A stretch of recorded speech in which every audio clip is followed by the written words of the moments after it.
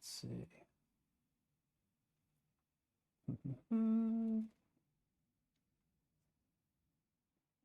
Yes. I wonder if we can start a watch party. Yeah, that's how you get all your friends notified. Yeah.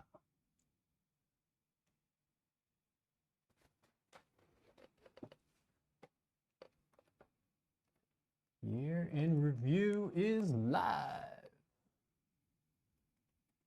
Drop.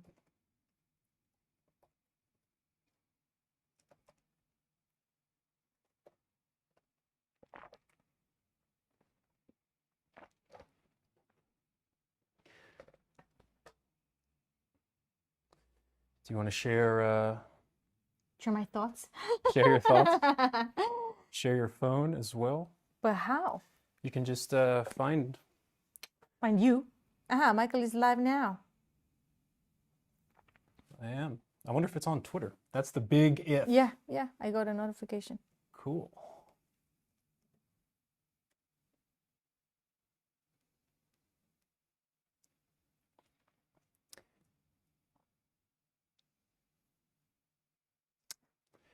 The only question is, how are we going to monitor the comments as they come in? All right, so you have a couple people in the stream. We're going to give us a few minutes to figure out our thoughts. We're fine-tuning the tech and making sure things are happening as we want them to. So if you guys that are tuning into the stream, we're broadcasting on multiple platforms, which means I don't know how we're going to monitor the comments. Well, one of us can do Facebook and one of us can do Twitter, I suppose. And it's gonna be tough.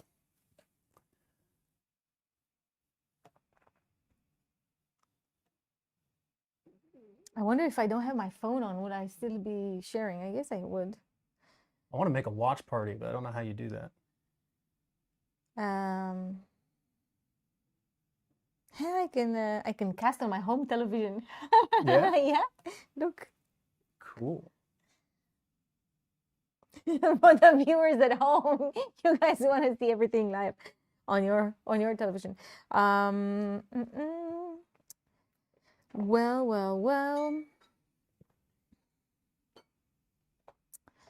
I think it's working, but can I do a watch party? I don't know. Last year I was able to do it. I know. You never know when they take away those features. No. I think if it's this button, right? That's Facebook Watch. Facebook Watch. Well, that's the platform updates. We can also talk live. Can I watch something live? Yeah, I can say watch live. And there's a comment and it says exciting. Exciting. Okay. Well, hopefully. Thank you. Look, share this video with friends. There you go. Copy link, share to group. Write post. No, that's not the way.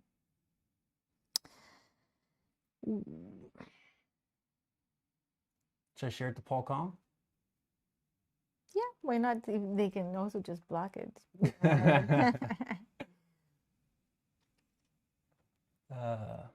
Cool. All right, so hopefully, if there's anything going wrong with the stream, please let us know, because we can only kind of see our feed at the moment.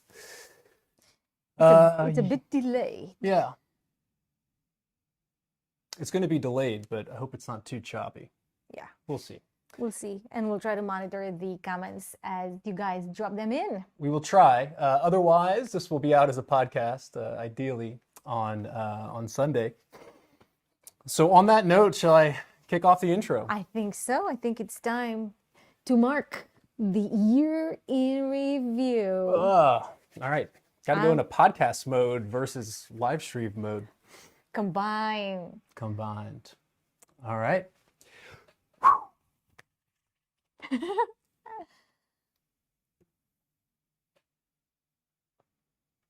And this would be funny for you guys to watch some hiccups.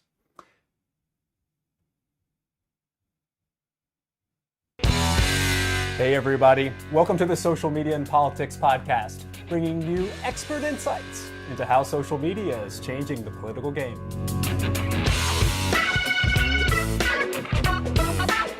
I'm your host, Michael Becerra, Assistant Professor in Communication and Media at Lund University. Remember, you can follow the show on Twitter at SMNP Podcast or visit us on the web at socialmediaandpolitics.org.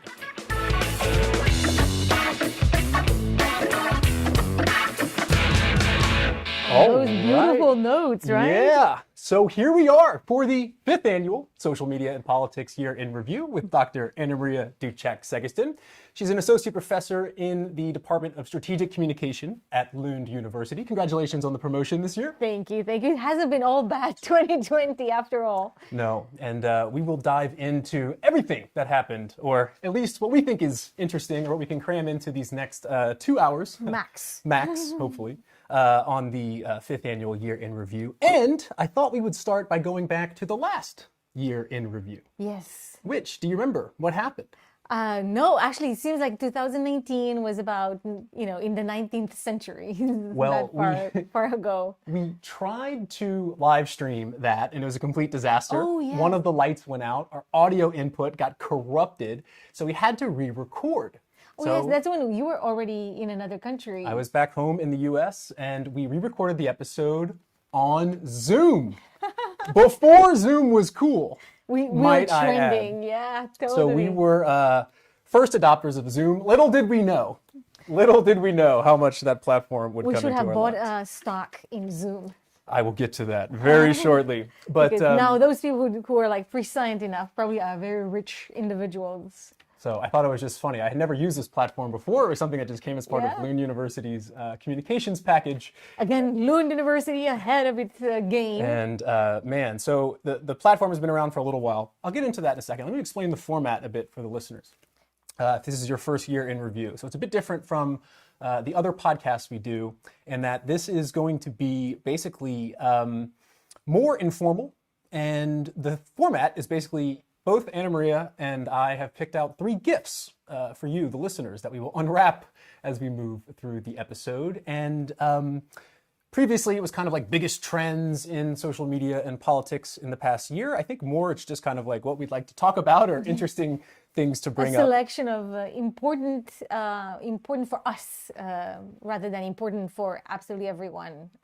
Events or trends. Yeah, things you should know about. And it's always fun, I think, to dig in. I'm always like, what am I going to talk about? And then you start getting into a topic and it just you narrow it down. You start like 12 topics and then it has to be only 3. But again, if you have any comments that will address things that we didn't pick up, you can always just drop them in. And we already have received some questions ahead of time. Yes, thank you for submitting questions ahead of time. Those of you who have, we'll definitely get to those. And you can also submit as you listen to us speaking and maybe thinking, why don't they pick up this thing, which I thought was so important. So you can obviously intervene in the conversation.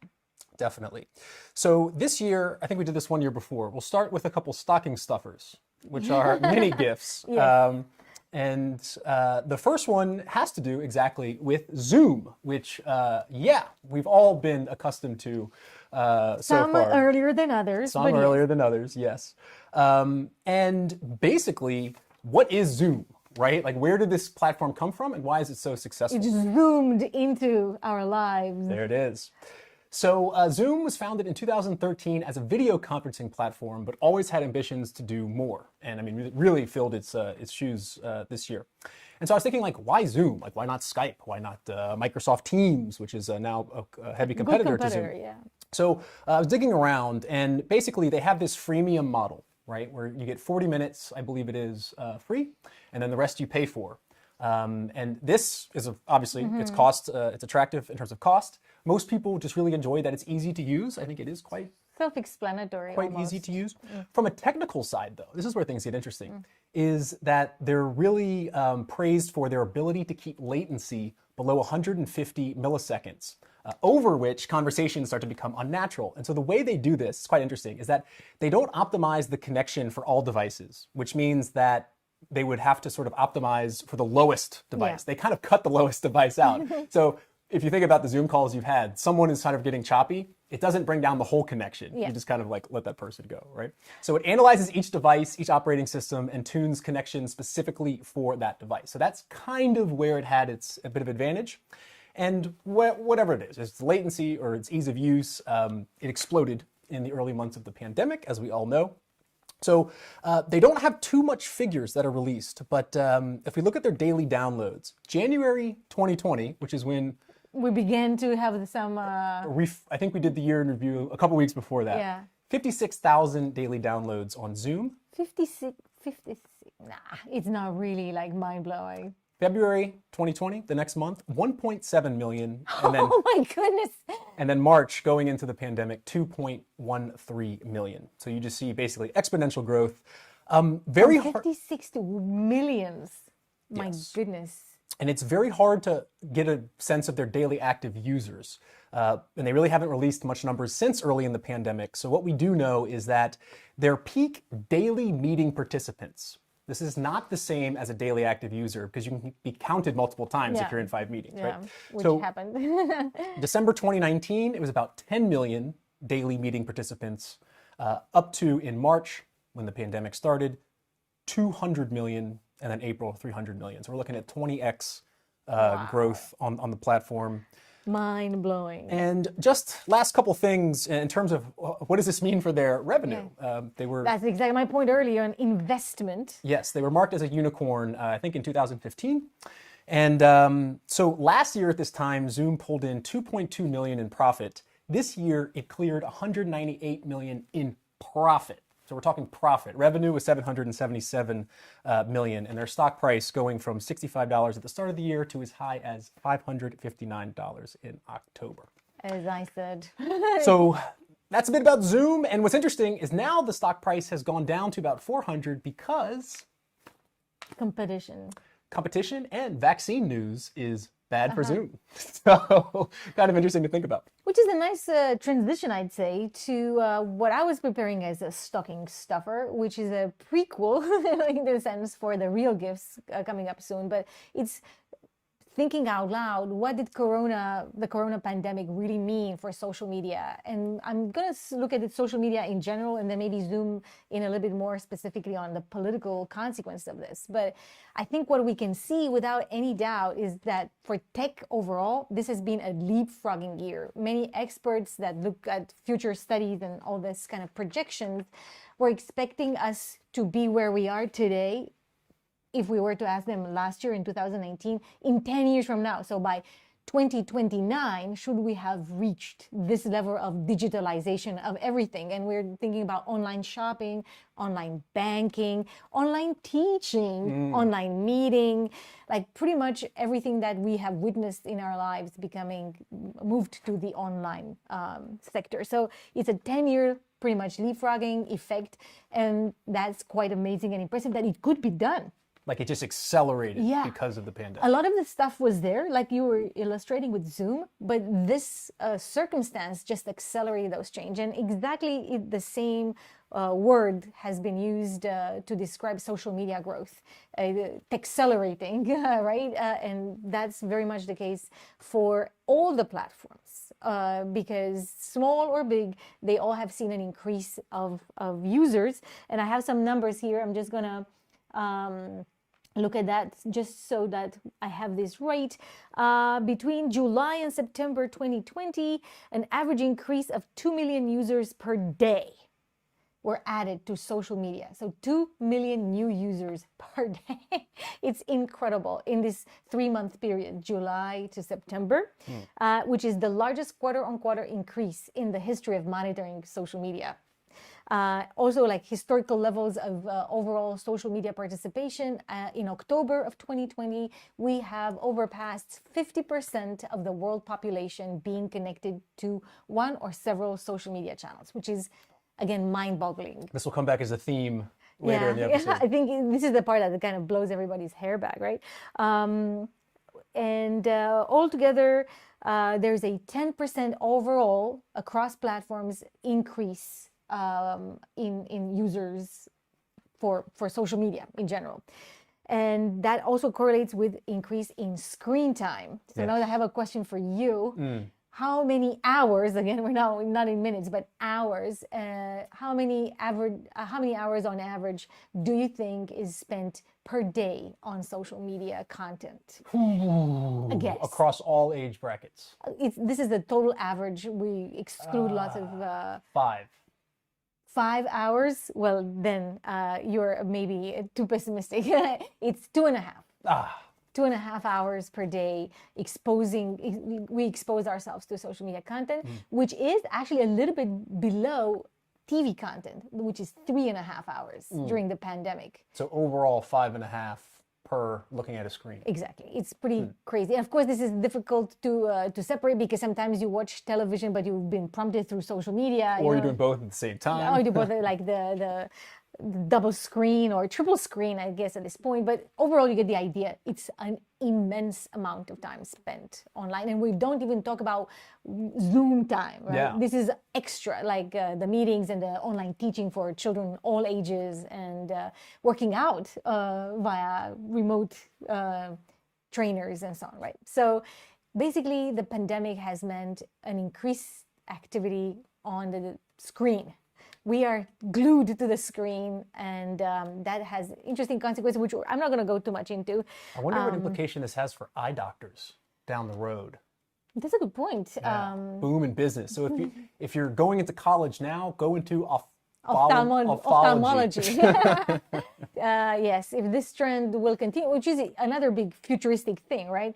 Will this trend continue? And both my natural instinct and the type of researcher that I was documenting before joining the podcast for this episode says that some of this will obviously go back to previous normality, but a lot will actually persist in the digital universe. So there will be a lot of regular classes, but there will be also periodic digital learning moments. The same with online shopping. A lot of people will actually have educated themselves to prefer that and find advantages to that mode of operation. So I don't think we can tell that this will stop. And the same with social media, because social media also has seen, social media platforms have seen, there's ways to gather all these people, get all these people's attention. One more thing I'll say about the social media trends in general, which is that not all platforms are equal in terms of their growth, which is another theme that I'm going to return to through the episode. Some platforms have seen an immense spike. Everybody's thinking about TikTok, and you are right, TikTok, because it provides also the type of humoristic, entertaining content that kind of takes your mind off the pandemic woes, has been growing very much. Again, this has been hampered by different rules and regulations by governments wary of interference through TikTok by the Chinese government. So India and the United States have restricted the reach of TikTok. India banning it fully. So that deprived TikTok of a good chunk of their population. So if we don't look at TikTok, because the stats can be biased, I can report some numbers from some other platforms. And remarkably, Snapchat grew 9% on the latest quarter-on-quarter growth. Back from the dead. Yeah, people were like thinking, nobody's going to care. No, 9% increase. And if we look December 2020 compared to December 2019, there's a 20% annual growth in registered users of Snapchat, which is really, really impressive, especially for a company that people were already thinking they should discount. Yeah, and it gets to this idea that we have the big FTC battle with Facebook in terms of monopolies. I'm sure we'll get there later in the episode as well. But what happens when Evan Spiegel refuses the buyout by Facebook and was pushed down for a long time? Snapchat obviously could have been the next Instagram had Facebook bought into it, but it shows that even if companies refuse a Facebook buyout, they can still be competitive. It may take a few years to get back on their feet, but it seems like that's what Snapchat is doing. It's doing very well. But on talking about Instagram is also doing very, very well. Very, very well. Much better than Facebook if you think at the growth numbers. Again, looking at my extra support here, we have 7.1 quarter-on-quarter increase for Instagram. And Instagram is the platform that grows fastest and most significantly when it comes to the number of monthly new users added to the services, and it's clearly where everybody's kind of moving to. Yeah. Facebook, especially if everybody, we mean people that are between the age of 16 and 40. Yeah. So definitely up and coming, or stronger and stronger coming, Instagram. But also, interestingly, Twitter. Twitter has been growing. Yeah, I think Trump has a lot to do with that. At least in It the has early... been growing a while, but even in this pandemic year, in our pandemic moment, Twitter has seen an 8.9% growth in what they call reached audience. And this is a little bit of an issue with how to measure Twitter, because in order to access information on Twitter, you do not need an account. Right? Yeah, so they don't necessarily count in these 8.9% new registered users, but they count people that have accessed the platform without being registered users, because the trend has been to use Twitter simply as a news service, as a newspaper. So you don't know if you log into the New York Times or to any Swedish newspaper, you don't need to subscribe or identify yourself when you read those news. And the same attitude has been apparently transferred into Twitter. Yeah, this can be heavy bot traffic, though. Anyone who has a website knows that most of your hits are coming from like bots that live on the internet. It's kind of crazy. I'm pretty confident that this number tries to avoid those pitfalls, because that would be kind of false. I think there's an interesting practice in terms of having Twitter move in that news portal direction. Now, what does that mean for politics, right? Because that's the important question on this podcast. And the obvious answer is that since more people are joining social media and more people are glued to the screen hours and hours every day, politicians have all the incentives in the world to be there, to make an effort, to make a presence, and to adapt to different audiences that these platforms may have. So my trend spotting, if I am to exercise in my imagination in that field, would be there will be actually an increase in the campaigning and information by both governments and institutions and political parties and candidates on social media, because that's where the people are. It will take some time for physical rallies, physical campaigning to really go to where it used to be before the pandemic, if ever, really. So if we are to look at the United States presidential elections, Joe Biden won the election from his basement. I exaggerate, obviously, but it's to some extent true. He's been criticized. I was thinking to include some caricatures and so on, but I think to some extent it's true that he had town halls, interviews, campaign mobilization, pretty much anything you do in a physical shape, having guests over virtually, anything from Hillary Clinton to former U.S. Olympic medal holders and so on, coming in his basement and basically do a kind of a talk show. Podcasting out of his basement. I know the feeling. No, what I found interesting is that the couple times that he did go out and he gave these kind of rallies with cars and honking the horn and stuff, very interesting to see the difference between the Biden campaign and the Trump campaign in terms of camera angles. So you had Dan Scavino showing these huge pans of the Trump, rallies, pulling in 10,000 people. Whereas when Biden was out there campaigning, you may see 20 cars max out there, but only one camera angle.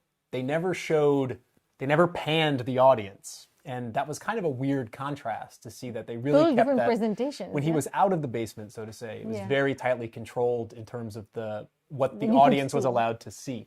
And I don't think it would look good if they gave you the full pan type of thing. Also, it's a different thing, like to see a parking lot of cars. It doesn't give you that vibe, right? I wouldn't be like excited, politically, inflamed. It just reminded me of a drive-in movie, and Joe Biden's kind of old, so it's That's a revival too. The drive-in movie has been definitely on like a dying art, and now it's coming back, or has been dying for some time, but now it seems to be picking up. So anyway, I think it's interesting to see this trend that more social media presence may lead to more e-campaigning. And final thought is that we actually do get to see, at least to some extent, Biden's basement, right? And we have seen that with so many celebs, in particular musicians and artists that have entertained us in the tough months. Skype room raider. so many, like anyone, like from classical pianists and cello players to like Snoop Dogg, right? Everybody could show us what is it like in their own home. And that was also kind of an interesting anthropological observations, like how different people have it set up. And some people were very natural in their kitchen, and you could see that it wasn't Here's like my book. yeah. And some people were very like manicured in terms of what they wanted to showcase, and really developing the kind of studio. The newscasts were from individual studios, and just to make maybe a slightly mean comment, I remember reading on Twitter, like, now you see the importance of professional makeup artists because people now had to do their own hair, had to do their own makeup, had to fix their own sound and all that. And there was a learning curve there. But I think overall, at least in this aspect, the digital transition worked pretty nicely, and I'm quite sure we will see more of this than not a complete return to how things used to be. Yeah, it'll be interesting to see what staying power all the zooming in and out has, blended models of learning and things like that, at least in our business. So before we get to the first gift, I think we should interject here a question, audience question from Tom, friend of the pod. 2020 has seen a lot of people locked in their houses and restricting their movements. Have we seen any trends arise, accelerate from this, or is it hard to draw a direct line? So I think that kind of tails on what you're talking about. And in terms of like societal questions, I mean, that's a big, that's really a big thing. question, I don't know. But I can, I was going to say this during a gift, but I can go ahead and say it now, which is, what are the implications of that on political campaigning, particularly advertising? And I dropped in, okay, I'm giving away my second gift, but I dropped into a kind of virtual online breakdown of the election from the Democratic National Committee, and they had a bunch of digital strategists on there talking about digital ads and their effectiveness in the last U.S. election cycle. And so I was kind of keeping an eye or an ear out for what impact does coronavirus have. And there's a couple interesting things. And when you're crafting an ad, right, and I think we've seen this in terms of research from Erica Franklin Fowler and Travis Ridout, another podcast episode, but that when candidates are given the choice, basically, if they have unlimited resources, they'll choose to go to TV over Facebook. It depends how their media markets line up. But to make a TV ad, or even a digital ad, you need a production team. And you can't get the production team to physically meet. Yeah. So the implications that has is that in the last election cycle, there was a lot more of candidates talking direct to camera, because you have one person or just them holding their phone talking into it, versus having, you know, as you said, hair and makeup person, camera people, editors in the different edit bay. I think if you're caught up to speed, Tom Cruise went ballistic on people being not socially distanced in his edit bay for Mission Impossible or whatever it was. So there's that, but there's also an interesting element that the campaigners were talking about, which is getting ads approved is a lot more difficult virtually, because you have to send a piece of copy, or, you know, the ad itself to the sort of campaign manager, without necessarily having them look over your shoulder and be able to explain in real time, like, look, we're going to try this, or this isn't as big deal as you think. When it lands in someone's inbox and are looking at it by themselves, it creates a pretty big barrier, according to these campaigners. So it actually works when you have people in the room, 100 people sort of, you know, working on the same ad copy. It helps things get approved quicker.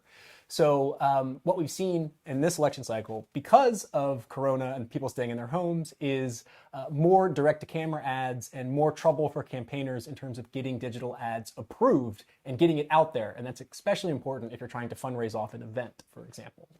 So I don't know about society at large, but that's what I would say for the impact on campaigning this election cycle. And I already mentioned what I think is going to be a trend and has been a consequence of us being at home and glued to the screens, this increased use of digital information through the social media channels. And something I'll hint at a future gift, we see an increased participation of previously not very politically active age and demographics, because the ease of participating digitally simply was there for them, since they were online anyway, in this kind of third space, as sometimes we were referred to, in line with Scott Wright's concept, right? It's, yeah, I'm online, I'm doing things, but then this political thing happen, I am able to more easily engage with that subject. So there is an increase in the social media participation in politics by previously non-active groups. And we'll talk more about that in my second gift. So many gifts. So many gifts. So those were the stocking stuffers. This always turns out to be quite a long episode. Quite a long part because so much stuff is happening. I can see in the stats that some troopers do make it to the end, but I don't know if they've fallen asleep or not. But the original idea is that you would be able to take this podcast on your flight wherever you were going, but maybe not. Maybe not this year, and I think most people will try to avoid traveling, but not you. No, I'm going to risk it. So if you don't get a podcast in your feed in January, coronavirus has smitten me down. Oh God, I have not. Okay, gift one. Gift Platform stats. This has become a staple of the year in review. I'm going to give you a quick overview in terms of what happened this year across different platforms with a particular eye on their political aspects. And I will say that these platform reports, year-end reports, are getting more difficult to find. If you type in year in review Facebook, the Google top searches is all about a feature they had 2018, your year in review. Yeah. Snapchat also has one, makes it very difficult. And if you type in year in review report, everything is about reporting content to the platform. So it's kind of going through many Google pages. Like flagging, Yes. basically, yes. So I'm excited to say that we can talk about Facebook this year. Notably absent 2019. They did not produce a year in review report in 2019, but they did in This 2020. year. I'm very curious. We haven't really agreed, so for me, this is as much as a surprise as for you guys. Yes. Now, I also have some meta level comments about what platforms are doing with these year in review reports, but I'll save those a little bit. Give us towards the the end. facts. The facts. Okay, so these are the Facebook basically presents its top themes, and this is something that all the platforms are doing. Instead of really reporting like what was the top this or the top that, it's more like what was the theme of the year. And I think there's some strategic implications there. But Facebook identified 6 themes that defined the year, so to say. Top themes were identified by looking at the top 20 single-day moments of the year and identifying the themes across them. So a little bit of qual mixed methods. Lots of approach. research alerts here, but let's just hear what they identified anyway. And I will preface this by saying the data reflects days from January 1st to October 31st, Okay. which is quite conveniently before the election and Elections. Trump's claims of election fraud. Yeah. Which is quite interesting. Again, you got to read into these reports a bit. So, what are the 6 themes they identified? The first one is icons, which is essentially a euphemism for famous people dying. We had the death of is that? Kobe Bryant and Ruth Bader Ginsburg. So obviously we all know on social media, when a celebrity dies, it becomes, people are discussing it. But Iconic. Kobe Bryant was particularly big across all platforms. And obviously Ruth Bader Ginsburg as well, having huge implications for mobilization ahead of the 2020 election. So icons was one. Social awakening was another, clearly focused on Black Lives Matter protests. We had COVID-19, obviously, as a theme. Yeah, I was just going to say, can you avoid that? Facebook live streams for fitness classes were up. And they also mentioned popular videos of people like coming together or clapping together on the balcony, right? We all remember those from the early days of the pandemic. Yeah, those are the themes identified by Facebook as defining the moments of 2020. These are like the top moments and cultural moments or something like that. Basically what they decide to talk about. Highlight. Environmental causes. $35 million were raised on Facebook for the Australian wildfires. That also happened this year. Yeah, my God, 2020, the apocalyptic year, 2020. Exactly. And other fundraisers for climate change activism. So, I'll save my meta comment for later. Faith and community, another good one. Over Easter and Passover week, it was the biggest use of group video calls on Messenger and the most Facebook live streams from spiritual pages ever on Facebook. Which and is Instagram. another thing that has got digitalized. Man, and I can tell you, as we are live streaming now, you go to look up how to live stream and different technical questions. It's like dominated by the church going folk. There's a lot of live streaming of church sermons. Yeah. Well, again, because that's a typical congregation moment that now has been either limited or forbidden in some societies. So obviously one goes digital. Yes. And lastly, global politics. Interestingly, not phrased as politics or American politics. Global politics. Kamala Harris VP announcement was mentioned the most mentioned event in August, which is quite interesting. Well, I think this has to do with her partly Indian American. Yes, her firsts on so many fronts. Yeah. But because India is such a large public on Facebook, that's what I mean. It kind of explains the numbers, because I think that mobilized a lot of people in India.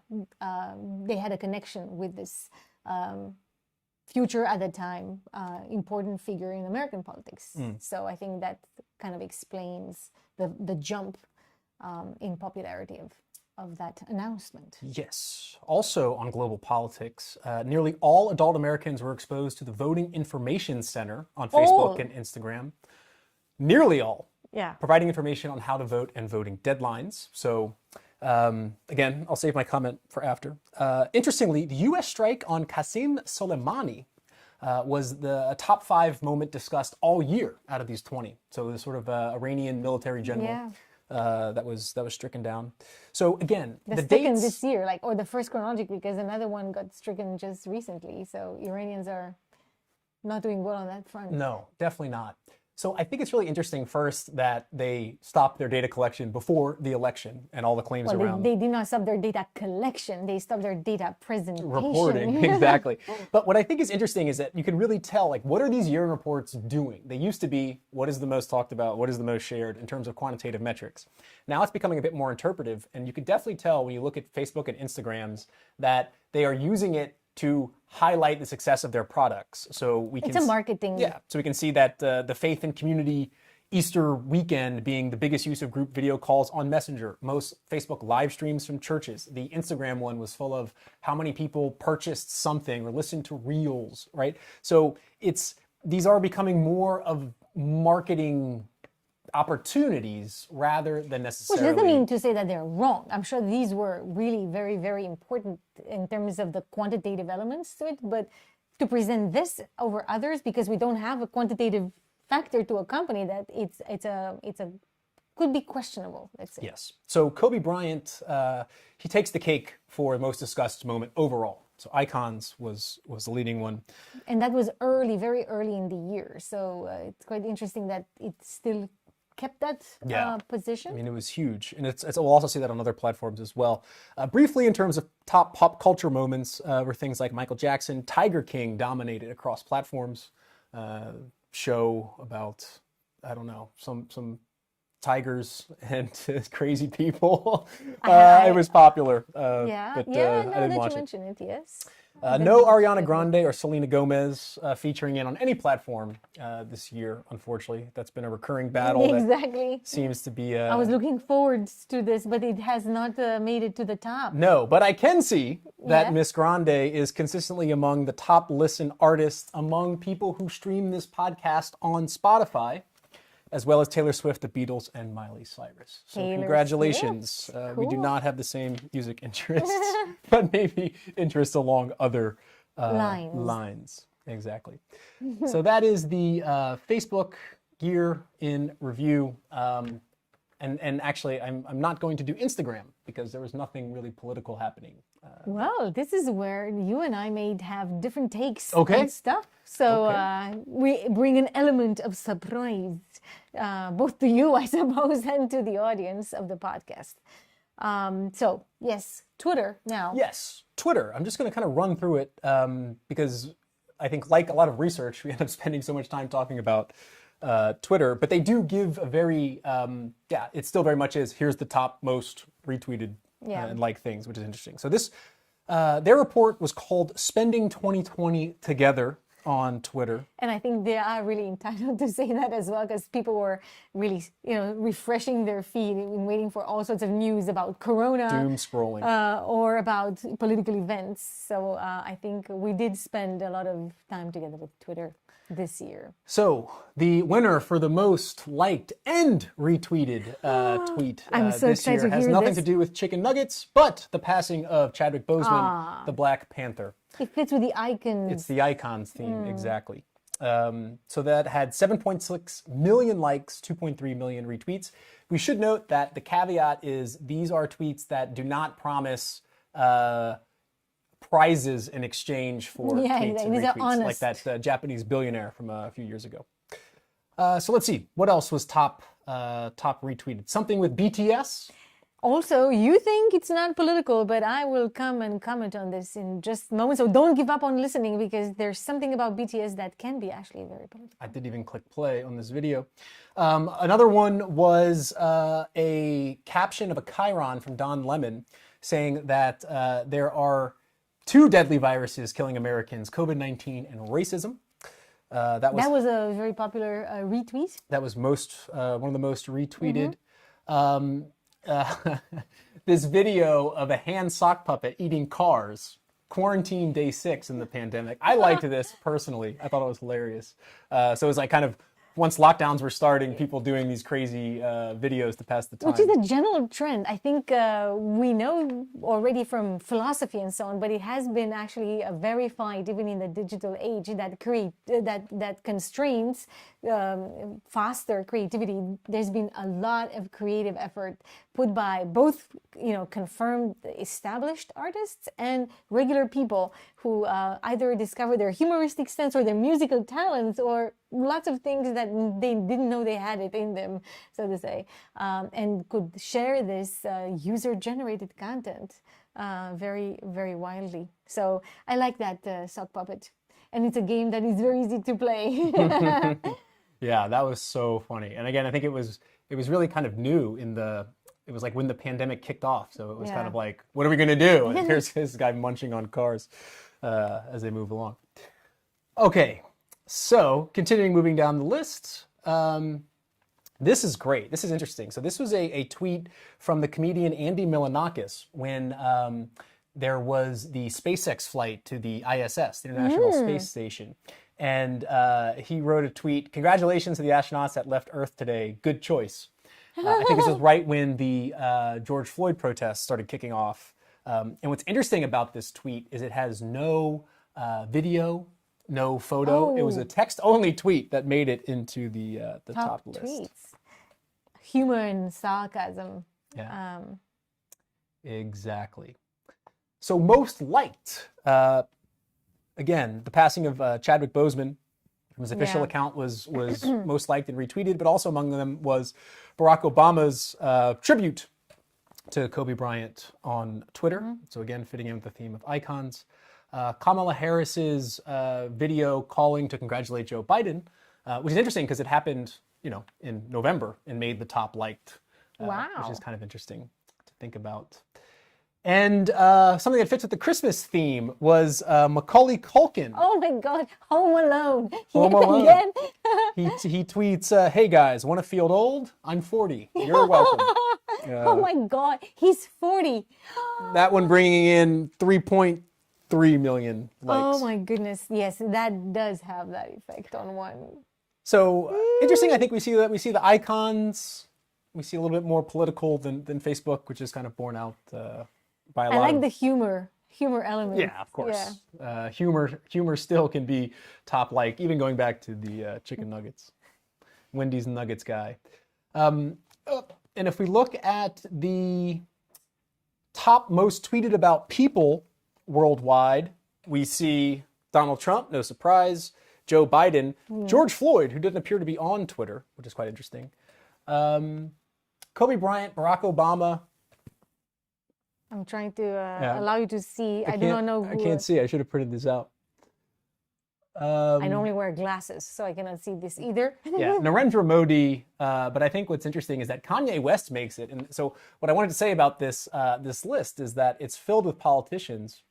But does Kanye West count as a politician? Yes, because he was a candidate, a presidential on candidate. The ballot with the birthday party. So yeah, he's an activist, influencer, artist. Yeah, I guess. So Elon Musk and Kamala Harris. So interesting. I don't know. I like this type of year in review where you get the top most. Yeah. And that's it. They had a lot of other stuff in terms of like most food emojis, but we won't talk about that here. The memes as well. I think they sometimes would have a special category. But I think I still, from this point of view and some other points of view that I'll drop into the pod later, I still like Twitter more than other platforms in terms of their transparency. And this is just another case in point. But yeah, year in review for the platforms. Any other platforms you're going to cover? Yes, there's a few more. This always, as the platforms get more and more multiplied, there are more and more point that we will get back to at some point. Yes, but I will say up front that, as I said, we won't do Instagram. Theirs was focused on memes, not so much political, unless you'll correct me later. LinkedIn has nothing. YouTube decided to skip their yearly rewind video because it just didn't feel appropriate to them. Snapchat had something, but I went to look and I couldn't find it. Again, because it has it's about their year in review feature. It's really difficult to get to the actual report, or maybe they took it down. I couldn't find it. But the next platform that I'll talk about is Reddit. Yeah. Which actually has a very, very extensive year in review. Another one that gets thumbs up. And I won't, also in this, I'll just pick out a few things from it because I already know we're this always takes longer than we plan it. But and everything will be linked to in the show notes. So you don't have to go dig through the Google results to get it. But Reddit did a really cool thing. They had 2 year in review reports. One was their kind of, metrics, and one was conversations with moderators, which I've also tried to do in this podcast with R. the Donald, because I think these moderators have some really interesting insight within their subreddit. So when it comes to Reddit, which did have something like a 44% year-on-year growth. Apropos, right? Yeah, people are there. And I think Reddit's like you said, I think for some other platforms it was 7 or 9%. Reddit is a platform that is kind of under the radar, but once people kind of go there and realize what it's about, you can get very easily sucked into joining a community on Reddit and trying to get your upvotes. Yeah, I think it's a density of community that is important and special to Reddit.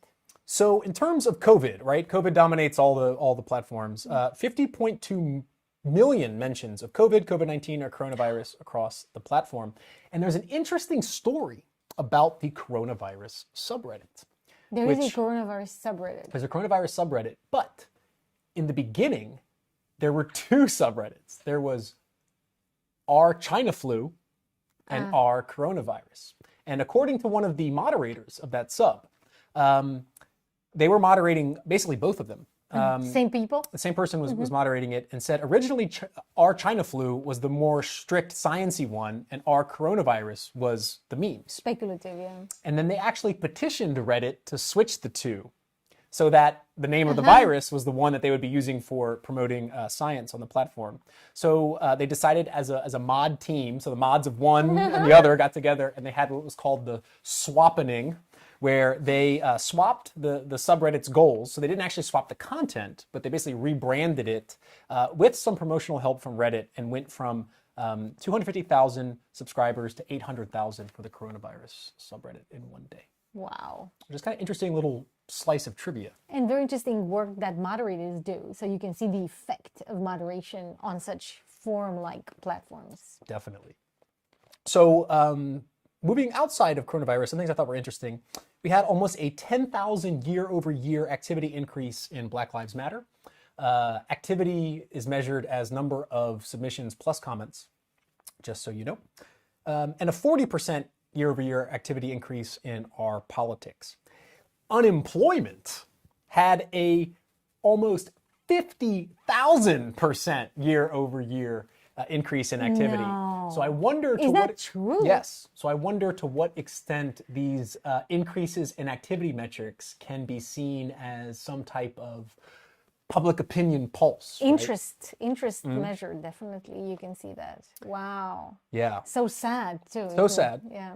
And definitely, but I wonder, a reflection. of course we've got to be careful of using, social media metrics as a indicator of public opinion, but this does kind of reflect something. Compute together with other indicators. Interestingly, also, we know Reddit is a platform dominated by white males.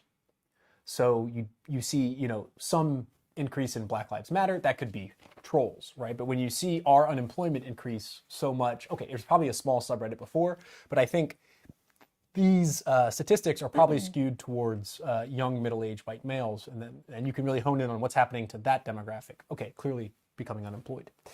in the US. Unfortunately, I think it goes even beyond that demographic. So Yeah, of like course, they are of course. also included. Of course.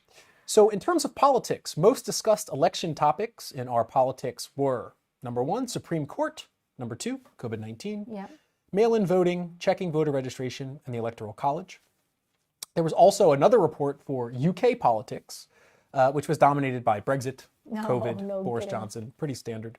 I thought something that was interesting was the subreddit Home Fitness. I tell you, this is one of the things that keeps people glued to the screens, Exactly. but while moving. And those were, this is kind of funny. So it was push-ups, resistance bands, pull-ups, jump rope, and then HIIT workouts, high intensity interval training. Yeah. So some people are getting after it at home. Yeah, because it's something that you can do on a small surface, but you still get to burn a lot of calories in HIIT training. Yeah, you've been doing some HIIT training? Yeah, well, I shall not disclose what I've been glued to the screen, but yeah, I've perused those hashtags myself across platforms. Want to, do something with your time off screen while on screen somehow. Yes. So, Okay, so we have Michael, two that more. Reddit, that was a new one, right? On the I think so. We Yeah. may have talked about it last year. Two more. I'm going to keep these short. One is Google. We always forget about Google. Google is a very ambiguous because Yeah. it's ubiquitous. Exactly. So Google, if you remember last year, they always do the year in search. And so Yeah. last year it was about heroes or sheroes. Yeah. This year it was called The Search for Why. So things like, why are there so many fires? Why are there Yeah. protests? Again, this is not necessarily derived by most people searching why stuff, but their take on what they thought. It's interesting, though, what was actually searched for the word why, and I'll get to Yeah. that in a second. But in terms of global top 5 searches on the platform, we had number 1, coronavirus. Obviously. Number 2, election results. Number 3, Kobe Bryant. Number 4, Zoom. Number 5, IPL, What is IPL? Indian Premier Cricket League. The Indian Premier League. So when you go global, Yeah. obviously you capture that large. Kobe Bryant was such a demography. global figure that it basically resonated Huge in China, around India, the world. Yeah. So that's interesting. But and if you change it to the U.S., then election results become first and coronavirus second. But I was curious, like the search for why. What was the why? So if you look at actually what was the top why searches in the U.S., do you want to take a guess at number 1? No, I simply I'm not fantasyful enough. Why were chainsaws invented? Wow. Number 2, why is there a coin shortage? Number 3, why was George Floyd arrested? Number 4, why is Nevada taking so long? Number 5, why is TikTok getting banned? So if this was the year of why, I wonder why chainsaws was invented is number 1 most searched. Yes, I would have the never guessed in United a million States. years, I have to say. And then lastly, wrapping down, top 5 politicians searched in the U.S. Joe Biden, Kamala Harris, Boris Johnson, Pete Buttigieg, Mike Bloomberg. No Trump, interestingly. I don't know if People know already who Trump is. it could be, or did they not count Trump as a politician because he's in President? office? No. don't That know. possibly cannot. But he wasn't even in the top 10, really. He didn't feature much in these. He was the top most mentioned person on Twitter, but other than I that, think you don't search for Trump. I think you already know. you already because you have your opinions established. you have your opinions established, and because he's getting to you, the news finds you, Trump finds you. You don't need to find him. So I don't think it's a very searched content for that. So that was Google search. That was Google search. Interesting. And so wrapping it up, a year in review tradition is to look at the Pornhub stats, Yes. which are always very, very interesting. They tell us a different story sometimes. Yes, and they didn't actually do a year in review report this year, at least not at the time that we're taping, which is December 18th. But they did do a couple reports on the first presidential debate and the election week and election day. So what I thought was interesting is if you look at the first debate, remember, this is the one when Trump and Biden were talking over each other. Oh, There was God, a lot yes. of... the most uncivil debate in the history of televised, at least. Debate. Exactly. And so what's really interesting about this is that, so they did have an election day report, but I didn't find too much interesting there, also because so many people early voted. Yeah. So you can't really draw a correlation influence of between that. porn traffic No. there. But When we look at porn traffic during the first presidential debate, we see a massive, massive drop. An 18.5% drop compared to daily averages at 9 p.m., which was when the debate started, and then a spike afterwards. So some people overcompensating for their time away from the Pornhub platform. Wow, it's a very significant, yeah. But when you break it down by battleground states Yeah. versus non-battleground states, You could do that. Pornhub They gives you do that it. stat. they find that battleground states, on average, had a 3% higher drop in traffic than non-battleground states. Which means there was really an interest. Political interest. Yeah. So you may be able to draw that to the fact that they were being bombarded by ads. Political interest. Also, I think it's was this drummed up. idea of like you're meaningful. Your vote is meaningful. So you cannot just like, cast it down the drain. It has to be, thoughtful, a thoughtful decision. I think this idea of responsibility Yeah. may have played a role in the increased political interest. So I think just like with Reddit, even more so with Pornhub, you can get very interesting insights into data Yeah. with And they're so transparent with the data. That was interesting. So, and then the last thing I will say to wrap up this gift is that when it comes to the actual election week, they did a report on searches during the election week, and what they did is that they don't give you the top most search terms in each state, but what they give you is the most search terms relative to other states. So you're getting like the most Within that, the like highest what's specific proportion for that. Yeah. that state relative to other states, right? And so they see Trump being the highest in Florida, which is interesting. Vote in DC, election in Delaware, a lot of other stuff that I won't read on air. But my favorite is that Mississippi's top most relative used term was the misspelling of porn as prawn. Fun fact. So that'll do it for the Context matters. I Yes. think this is what we need to take into account. Exactly. So that's it for the platform stats.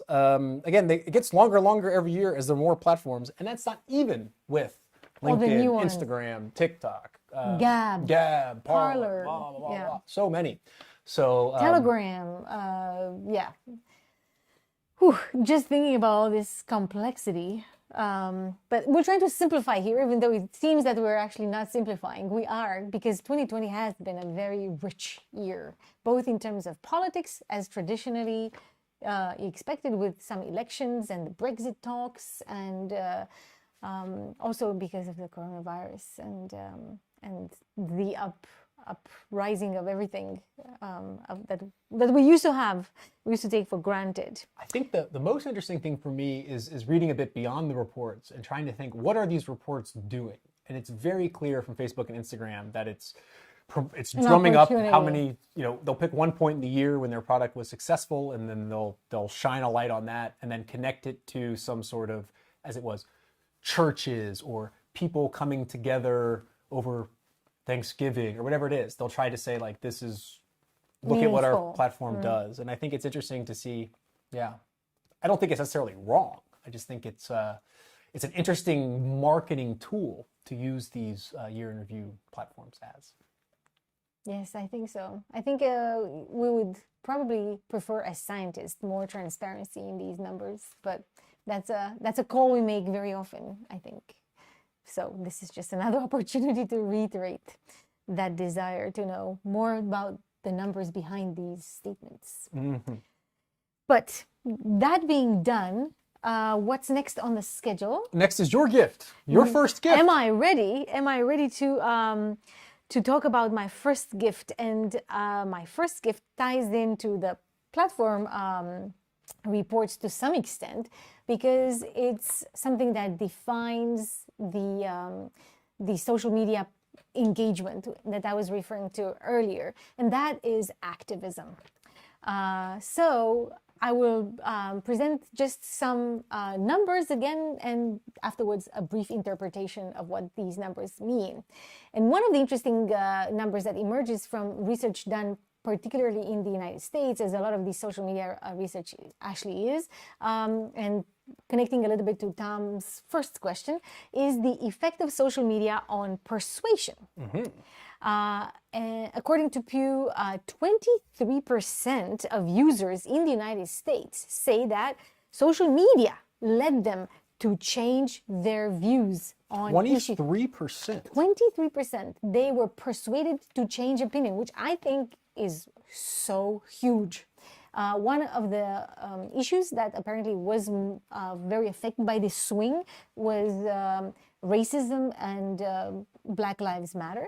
But there were some other issues that were relevant for politics and that social media affected in some way. 23%, I think, is a huge percentage. Now, especially since we take into account that political preferences tend to be quite stable, so it's difficult to swing. I'm thinking about some of these year in review reports, especially around climate. I think climate. So we had, on the one hand, I think the big issues this year in terms of activism and social justice were Black Lives Matter, obviously, and then also climate. With, I think we almost forget that Australia was burning, California was burning for a long time, and so I wonder if that's baked into those stats a bit. It wasn't disentangled too very much, but definitely it had to do with trends specifically to the United States, though. So again, that may be looking differently in different societies.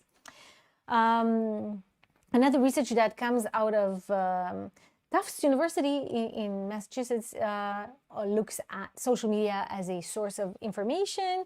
And what they found looking at surveys is that, in particular for young Americans, political engagement is increased during the pandemic era. And that's where Instagram actually plays a role. If we compare September 2018 with May 2020, which obviously it's May, and it's a lot of things that happen afterwards that even further propelled this interest upwards. The proportion of information about politics increased quite a lot in Instagram. It was 17% in September 2018, and it was 51% in May 2020. This is percentage of political content on the platform or knowledge about politics? The actual question is the percentage. This represents the percentage of young people ages 18 to 24 specifically who said they had seen information about election on respective digital platforms. So Instagram is number one, Twitter is number two with 50%, so almost even, Facebook 48%, and then Snapchat 31%, Reddit 31%, and TikTok does not have comparative numbers from 2018, but 28% saw something political about the elections in TikTok. So I think that's actually quite interesting, because the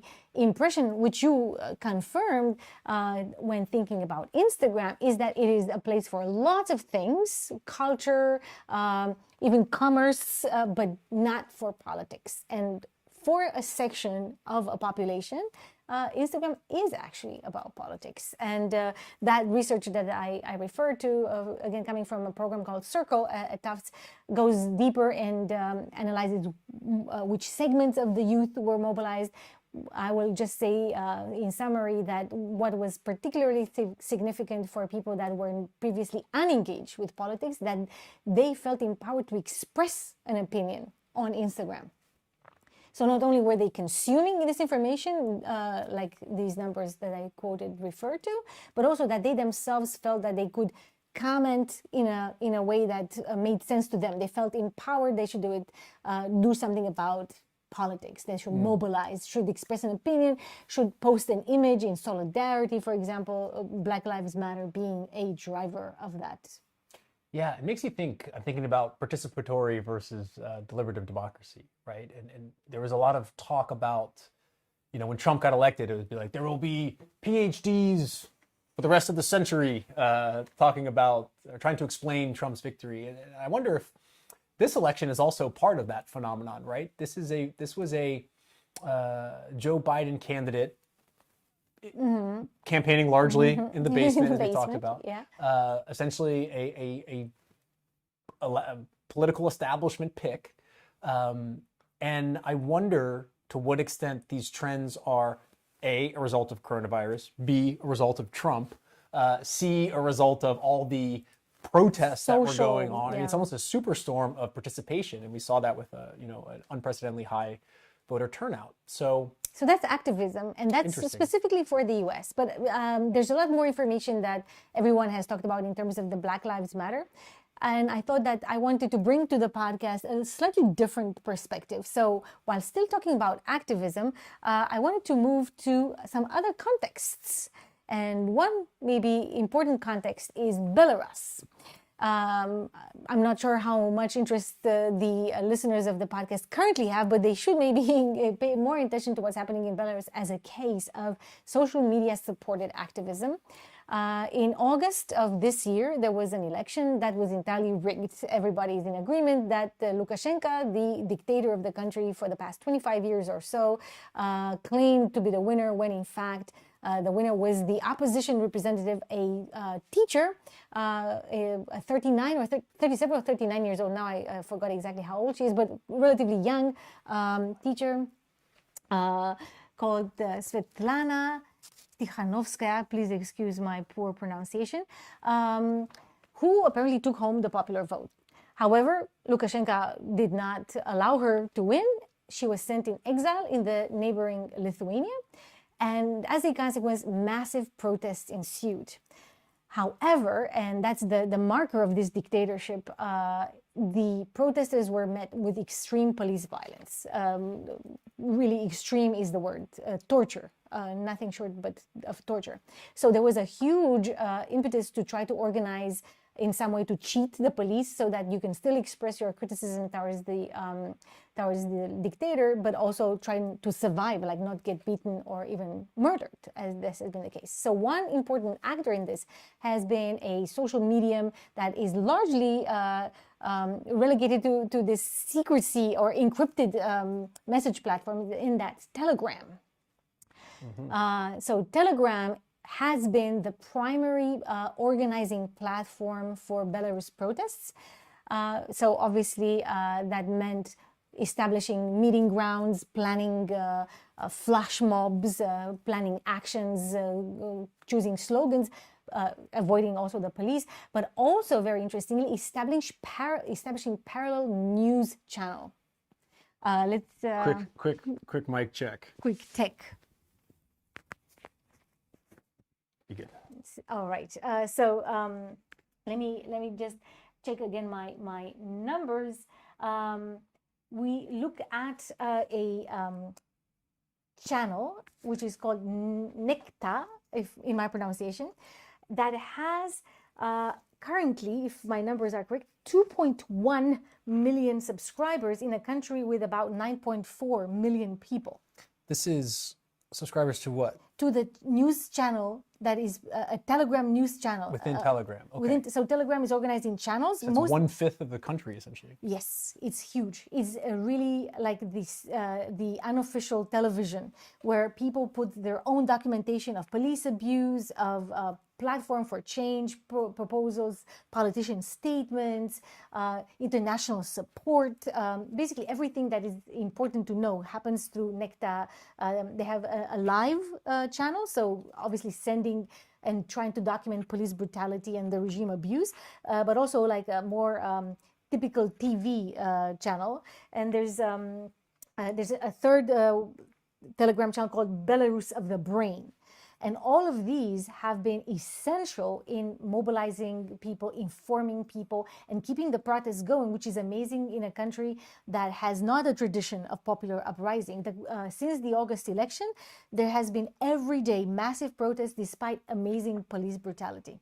And despite receiving quite moderate support signals from outside, including from the European Union, right? So these protesters really were decided that they're going to do something about it, and Telegram was the medium they chose to get this information and mobilization going. I remember seeing something about these protests where protesters they're dividing up into groups in different quadrants of the city.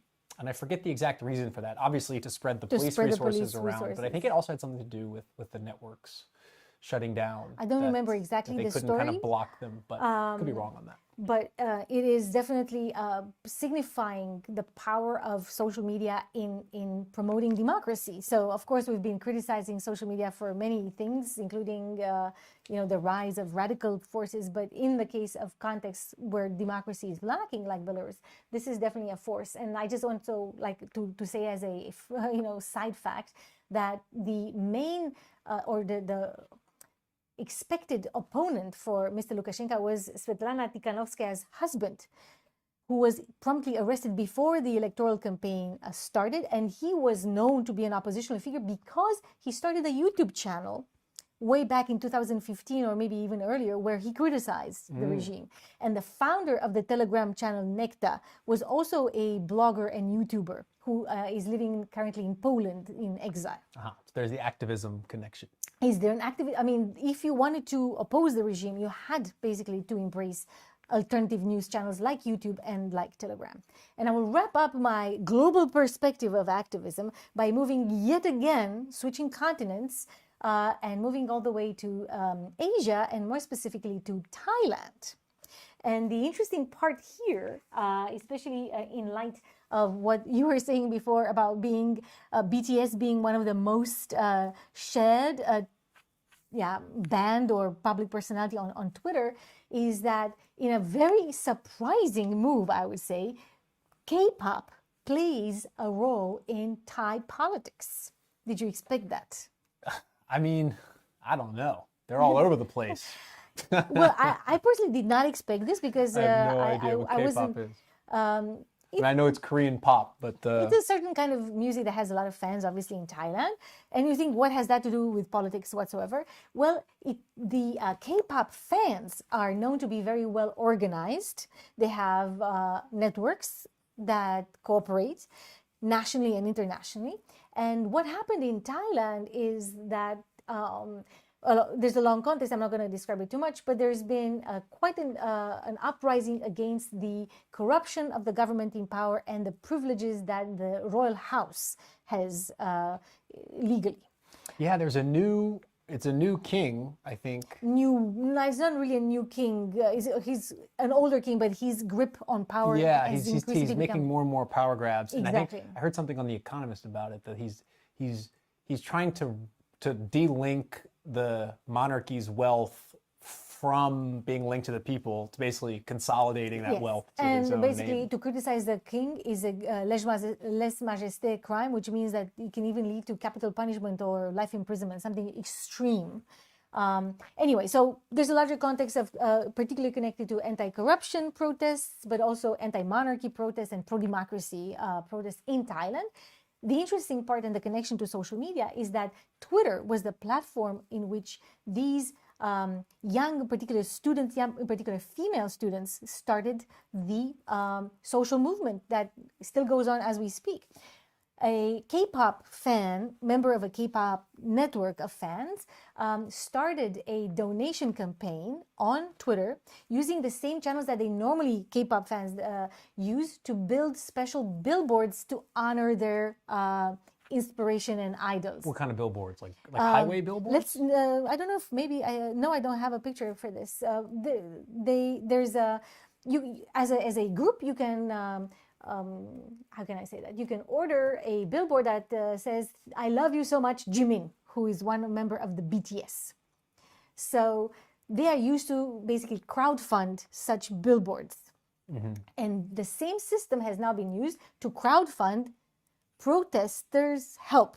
And so they could buy protective materials from the police brutality, like goggles and umbrellas and so on and so forth.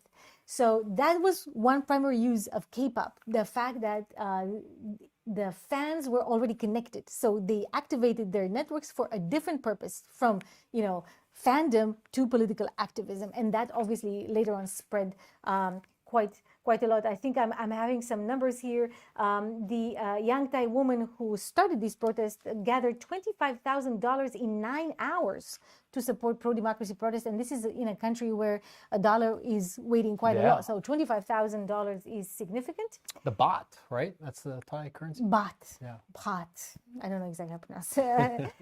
And later, more K-pop fans mobilized and raised $300,000 for an organization called Thai Lawyers for Human Rights. That's quite a lot, and that's on Twitter. And then on Facebook, there's a private group called Royalist Marketplace and has over 1 million members. And Telegram was used just as in Belarus to coordinate strategic action. And even Tinder, which is a dating app, was used to spread the agenda of the protesters, who tend to be youth and tend to be females, as viewers of the live stream can see behind me. Also very interesting, typically in Thai society, you don't have a lot of prominence or you don't give a lot of agency to women, and in particular young women. But in this case, they really took it. So the leader of the Thai protest, that is now one of the leaders that is currently under police arrest, is a young woman. And that echoes quite a lot the protests in Hong Kong in 2019, from where the Thai protesters borrowed a lot of strategies, including the use of emojis to communicate strategically and to do voting. Also, a lot of hand signs to coordinate action. Really quite interesting learning through social media, basically. So they watched videos of the Hong Kong protests that were also led, among others, by a woman who is currently under arrest, Agnes Chow. Anyway, so wanted to say there's a lot of activism, pro-democracy activism, that is taking place both on established, but in particular in this kind of encrypted or smaller social media channels like Telegram. And that is definitely a trend. And of course, Black Lives Matter is a marker for the US mobilization before the elections, and marking probably the results of the election. Yeah, I'm trying to think of like what is the other sort of big music sensation where activism could have happened, a few years ago. That like, okay, we have K-pop now, fair enough, but before it was NSYNC, it was Hanson and Backstreet Boys, and you didn't have these channels at that time. So I wonder if My God, all these bands. if they would have been mobilized to be more political, if there was. They could use the mainstream media, I suppose. They would make statements that would be. Yeah, but there's just a lot of fandom, right? So there's an interesting fandom. Letters. Fandom activism link that wasn't. We've had similar fandom before, Yeah, right? yeah. But not similar activism. So. Which is this idea of intermediation, right? That's quite powerful. Anyway, there's probably much more to say. So if you guys have more comments about this, you can drop them into the chat on whichever platform you are watching this. Yes, I think I'm done with my gift. First gift. Activism. Activism across the world, from Belarus to Thailand. Interesting. I actually went to Minsk not too long ago. Yeah. It was cool. Very clean city. That's what they say, because it's a lot of that previous dictator basically had a lot of public sector employment cleaning the streets. So that was kind of so everyone told us in Minsk was clean streets here. Yeah. Well, always see the positive. Exactly. Okay. Before going to the next gift, I think we should maybe bring in another question so we make sure that we cover hit them all. Yeah. Ian McCafferty, thank you very much, asks, Twitter has made extra efforts this year to tag content, manipulated media, state-affiliated accounts, disputed info, etc., rather than removing it. How do you think this has affected users and influenced other platforms? It's a tough, big question. All the questions we got are super big and super tough. And interesting. And definitely. interesting, definitely, with a finger on the pulse. I would say the first thing that came to my mind as a feasible answer to this is that the labels that these companies have put on, particularly election fraud tweets, is what I'm thinking of. It shows two things. One thing is a divergence of strategies across the platforms. So Stay tuned for this. yes. So if we remember going back to the Senate hearings after the Russian disinformation scandal, the outcome of that was American tech companies will more closely collaborate within industry to solve the problems before regulators need to step in. And what we've seen out of that is maybe behind the scenes more tech collaboration, but in terms of their policies, particularly around political ads and particularly around labeling content, completely diverging strategies. From banning political ads or allowing this post, but when other people post it apart from the president, we'll talk about that later, the public interest exception. We basically see a bunch of diverging strategies on labeling and political advertising, which is not tighter industry collaboration. So I think things, we move to the EU, in terms of like codes of conduct about mutual approaches to solving some of these issues, the platforms are not doing it. They're just not doing it. So apropos the last part of the question, I don't think Twitter's true choice did not really influence other platforms to copy.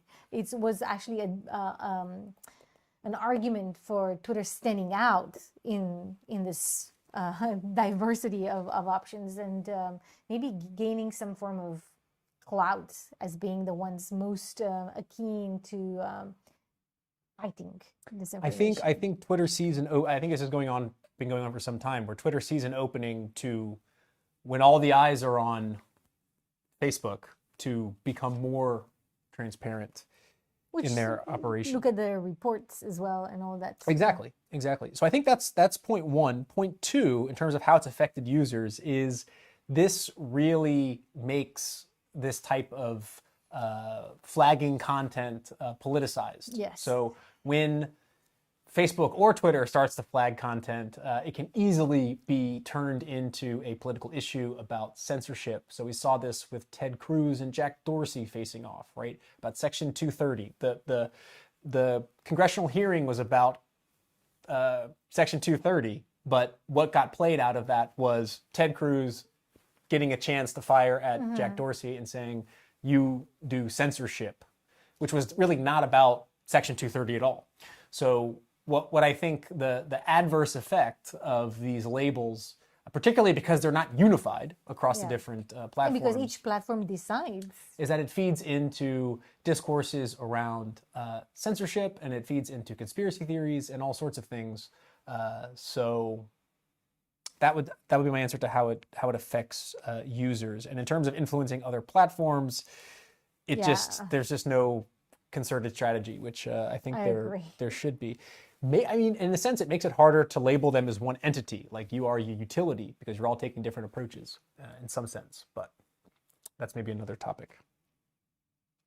Yes. We'll come back to some of this in one of the gifts that I'm going to give the audience. So maybe, Ian, you'll get supplementary answers then. Yes. All right. So, your gift 3. 2. Oh, gift 2 for me. Yeah. Gift 3 of the overall. Yes. I'm like, Yeah, I struggled with what to call this. I will call it political ads broadly, but and then I just mentioned there's been a lot to say about political ads this year, in a very scattered approach to dealing with them. Right. So we have platforms like Twitter, Google, Spotify banning ads entirely. At least in terms of Twitter and Spotify, probably not going to make much money off of them anyways. Facebook took an interesting approach where they decided to ban the approval of new ads a week before the election, but just to make things very, very complicated. Yeah, and what's interesting about that is I saw a tweet from Who Targets Me, this group that tries to use browser plugins to reverse engineer the targeting strategies of campaigns.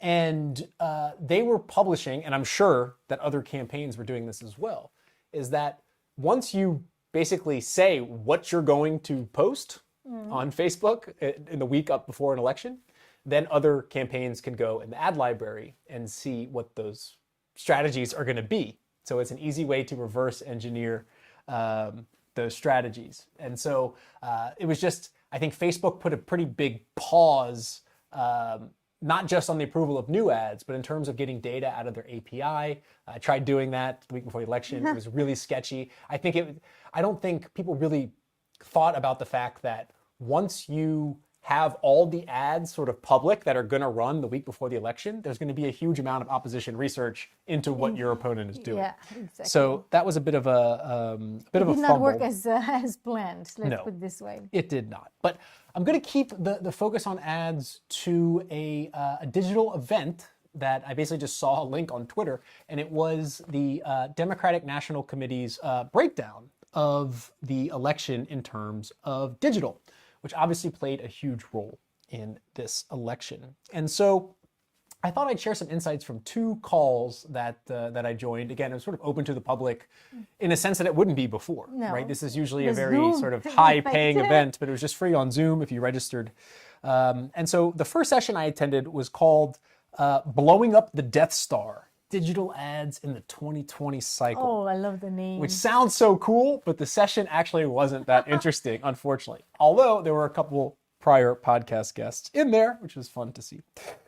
So some takeaways from that briefly, before I get into what I really want to talk about, is what they were talking about. So we had like people doing digital for Biden and Harris and all up and down ballot. They basically said something that we've seen or we've heard quite a bit on the podcast, which is this idea of like native advertising. So fitting ad content into the experience of the platform, Yes. right? Like dropping that mic into a conversation rather than having something constructed. Which is, I think, very interesting immersion approach, right? This Yeah. is what I think also will continue as a trend. Definitely. But then how do you actually test to make sure that you're doing that correctly? And so there was a couple testing tips. So I guess this section is kind of a little bit geared towards people who are working, in industry or campaigning. And so I picked out a couple of testing tips. One is that repetitive copy ads asking people to donate work. They do work. So basically, bombard people with messages asking them to donate. You may think that turns people off. Yeah. Apparently, it works. I should also mention that the DNC had its highest levels of grassroots fundraising ever this year, which probably has something to do with Trump, but also I think they were kind of pivoting that towards And with the digital. Black Lives Matter. Exactly. So repetitive copy ads work, surprisingly. There's also, this is something I plan to dig in a little bit next year on the podcast, is that you can use platforms. There's one called Swayable, which is basically a cloud-based service where you can test your creative on a sort of Smaller target group yeah. before it goes. So that was mentioned. Interestingly, when you put out a new ad, one of the campaigners mentioned simply going into the Facebook comments to see if someone is saying something negative about the ad. You can take that comment, even though it's obviously not representative, back to your production team. Facebook comments are the bee's knees for everyone interested. Just think we should know much more about that, but they are behind closed doors at the moment. Yes, I already mentioned earlier coronavirus making things differently in answer to Tom's question. So there was more direct to camera. Yeah. There was limited production capabilities. So that was that. Now, the second event I attended was much more interesting and provided some real data on mobilizing and persuasion effects of political ads via randomized field experiments. Exciting. It was called Does Digital Work? Yes, and lessons to measure it effectively. Now, I will also use this opportunity to plug that I was so interested in this that I've reached out to one of the people doing these types of experiments for the group Priorities USA. That will be our second episode next year. So Wow. I'm very excited for that interview. Definitely. So this was all about, it was basically a bunch of people from Priorities USA, which is an advocacy group that runs field experiments to measure the effects of digital ads on mobilization and persuasion. They may do other things too, but this is sort of what the session was about. And they've been running experiments from 2018 up until 2020 longitudinal, midterms yes. to see.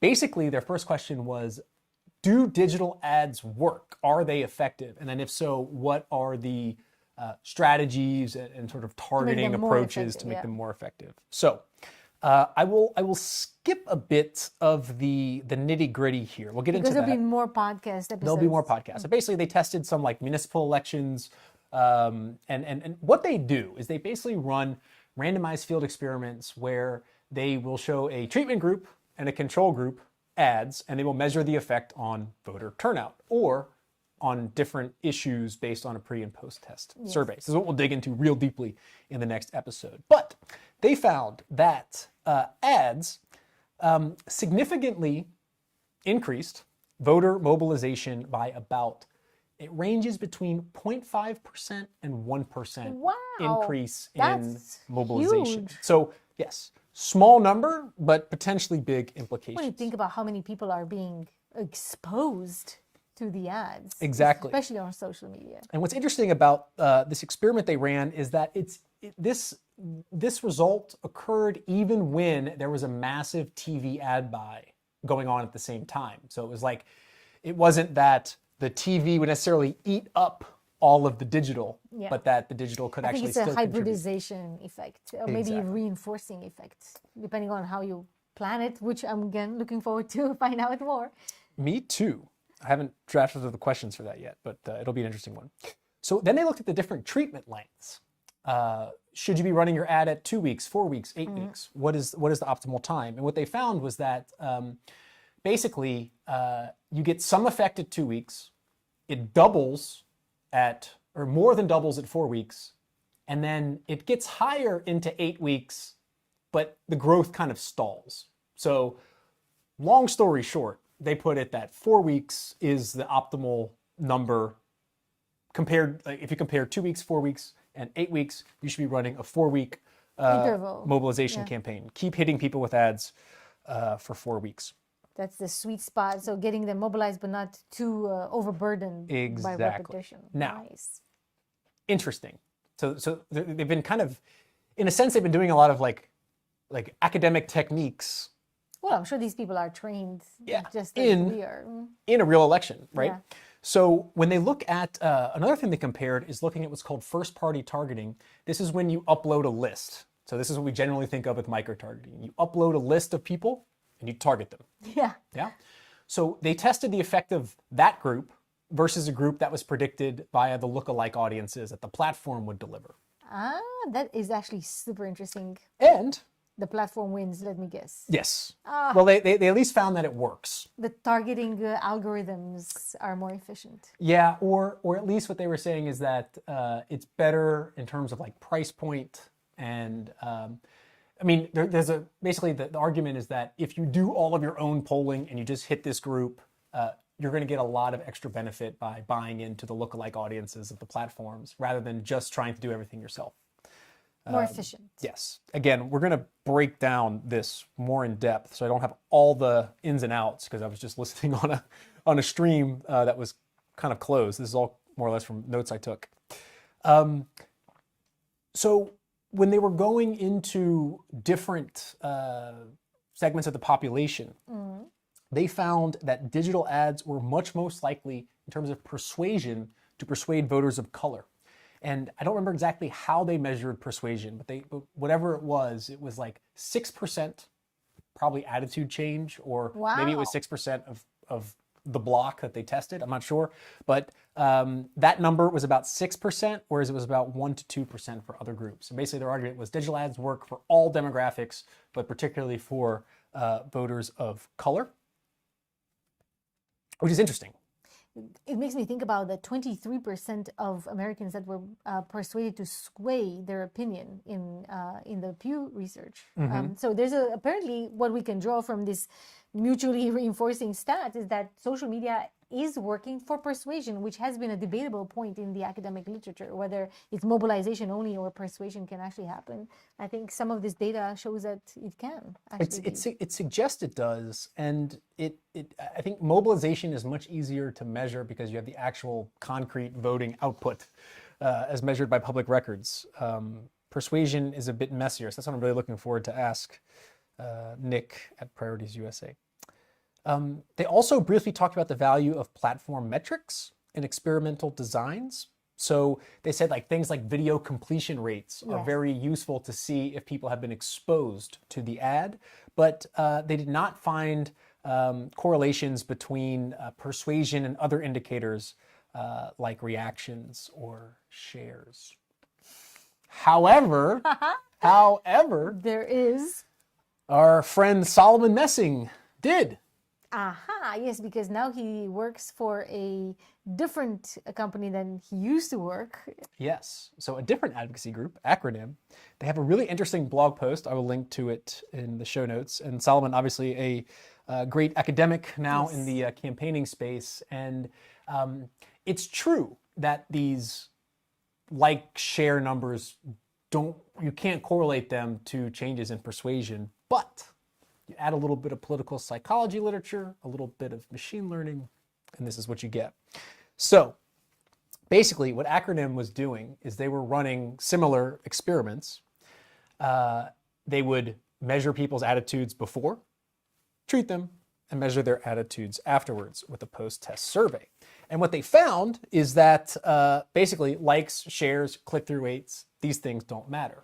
But if you nuance reactions into emojis, emoticons, you can get a pretty good idea, because political psychology research says that if an ad induces fear or anxiety, people are more likely to be persuaded. It breaks you from your partisan habits. This is like well established in political psych. So what they found is that ads high in sad emojis and anger emojis could be Like correlated negative. to persuasion. Not negative. Negative emotions. But in a sense, that's kind of where the catch is, because positive emotions should then have a similar effect, or the opposite effect, right? Yeah. So a like or something really didn't work. What they found is that a ha-ha, which you would think would be like a support. It's very interesting. Lynn Sandberg, that is also a friend of ours and recently defended her PhD on social media and politics on European campaigns, also finds at the qualitative level the effect of differentiating by emojis. Yes. So, and she did find that humor, the haha, was very significant for populist politicians. So there's definitely more research to be done there, but it seems that from different environments and using different methodologies, we still get this focus on disentangling emotions on the internet. And I know there are several other listeners like Anna Bill Jaroszewska from Trondheim, also working on emojis and emotions on platform. I think this is basically a very interesting future avenue of research that maybe we'll be looking more into the future. Yes. In investigating. The thing is that it's already in the political psychology literature from a guy named Tim Brader back in 2005, 2006, who ran a bunch of these experiments. And Solomon himself has been doing a lot of work around negative campaigning and stuff. So he basically took these insights and if you take this positive negative breakdown, like this just it's not nuanced enough. It doesn't explain the whole thing. I obviously generalized, but it's something that we also use when we wanted to classify ideologies, right? Like a like or a positive emotion signifies that you want to affiliate yourself or support of a certain ideology that is expressed in the content of a post. Whereas if you don't, then especially if you're angry, then you can interpret that as being critical of that ideology. Yeah, and that wasn't a criticism by any means, but it was just that if you, in a sense, it's just what I'm trying to say is it's not that simple. If you take this logic of like it's positive or negative, which is all about like what these like social listening things purport to do, right? Like we'll give you positive and negativity in tweets. You run a risk if you do that. Let's put it that way. So they found that if a post had a lot of ha-has, the laughing face, that didn't signal that people were ideologically aligned with the message. That's what the positive would make you think. That was actually a backlash saying, yeah, this ad is terrible. Exactly. So what they did is they ran a correlation analysis to basically check this. And you can see there's a clear difference between ha-has and sads and angries. So in short, ha-has signal backlash, those high in angry or sadness tended to be more persuasive. So what they did is they built a machine learning model using these scores that they called the ha-ha ratio. And they called this model Dorothy, named after Dorothy Thompson, who was a journalist in the 1930s who helped expose fascism. So they were able to take this hunch and validate it on more experiments. And what they ended up doing, and this is really cool, is they built this system. The Dorothy system. and they shared it with other campaigns where you could upload your ad, it would start being beta tested, and based on the results of the ha-ha ratio, it would be automatically allocated based on audience demographics, the responsive rates, the bid market of the ad. So they would optimize that. That's a very useful And so tool. that's what happens when you put some sort of academic thinking into some data science muscle. So and it's exactly, I'm very happy about having this qualitative check from Sandbell's work, because that's exactly what she finds, that haha is not an approval. It's actually more often than not a critique or some form of distance taking. Exactly. So you can use all these data scientist techniques to optimize the location. But at the end of the day, I mean, it kind of makes sense, right? People they're showing that they're disapproving with a ha-ha, not an angry. And that's where the positive negative gets a bit troublesome in terms of what all these social media marketers will claim to do. Interesting, definitely. And I'm looking forward to read more about this Dorothy approach. Yes. Okay, wrapping up here. I want to go to the difference between engagement and persuasion briefly, which goes back, This is a huge which topic. goes back to Priorities USA. And there was an interesting analysis that they did. So this is the group that found this sort of like 0.5, 1% increase in mobilization with digital ads for progressive campaigns. And what they found, first, what they did is they took these Lincoln Project ads. Yeah. So these ads that were, pretty controversial on the left, but were seen as, wildly successful in terms of their reach. And what they did is they basically ran these ads in a controlled experiment where you had 5 treatment groups and 1 control group. Each treatment group consisted of 683 respondents. And what they found is that the ads that performed the best on Twitter were actually the least persuasive. And the correlation that they draw is negative 0.3. So basically the argument is that the more engagement that a Lincoln Project ad got, it was probably somewhere in the range of 30% less effective in terms of persuasion. And the Lincoln Project actually agreed with these findings, saying that we weren't going for persuasion necessarily. We were trying to get in Trump's Exposure, cause infighting among the campaign. They attributed slightly, or they say that they basically played a part in the firing of Brad Parscale, for example, not directly, but by sort of exposing some of the outperforming with metrics, but not necessarily persuasion. So the last thing on this gift is that Nick, who will be a future guest on the podcast, basically sent the journalist who published a story about the Lincoln Ad Project and the experiments, the ad that Priorities found to be the most successful in terms of persuasion. So I thought we'd watch it and see kind of what that ad looks like. Because it is definitely not a... not what you think. Yeah. Let's see. It's not a Lincoln Project ad, that's for sure.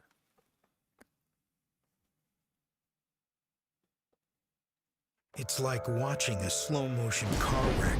How did we get here?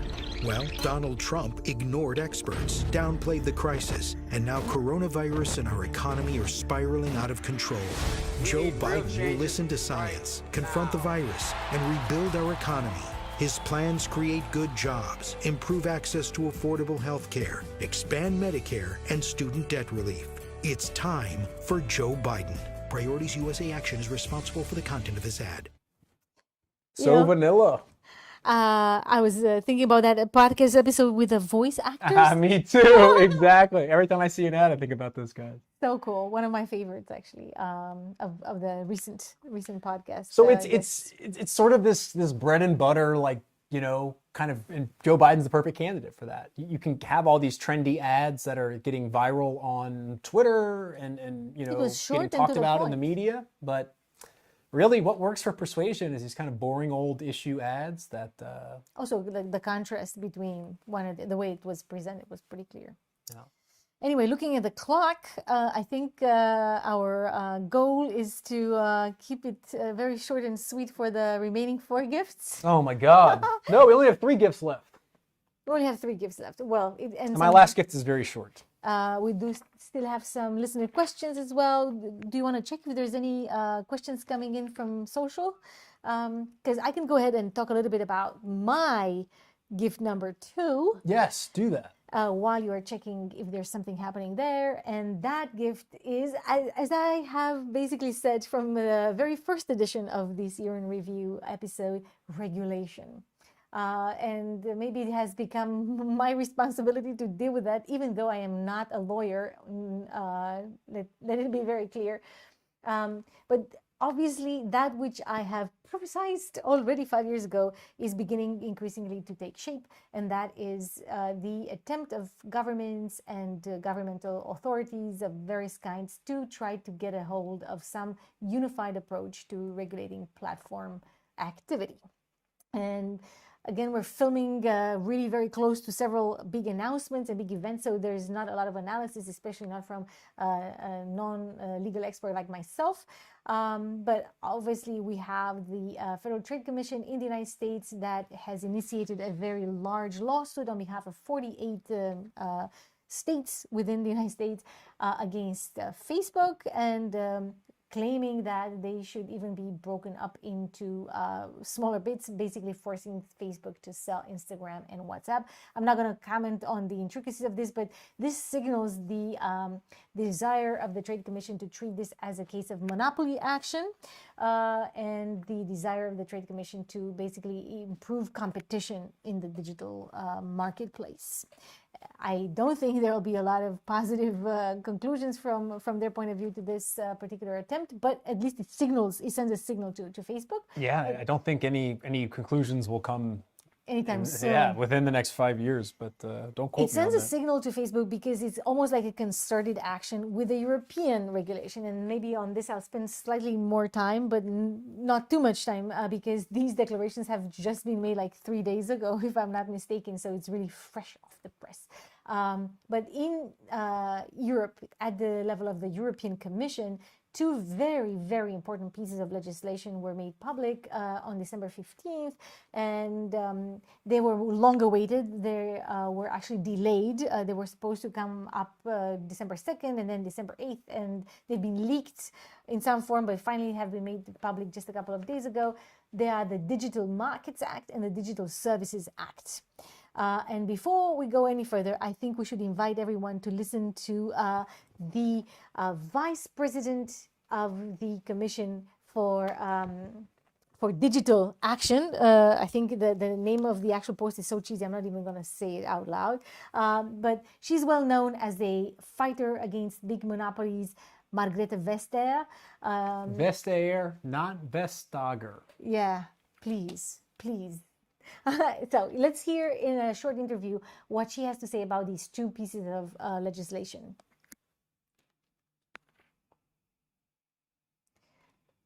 The Digital Services Act is there to keep us safe, so that products are safe and so that illegal content is removed. Will you ask platforms to No. filter user We content? don't want the filters. No filters. You complain about it, and if you're right, it should go back up. If your content was removed. Some of the traders out there, their products are not safe. So if they're taken down, they should stay down and not reappear under a different name.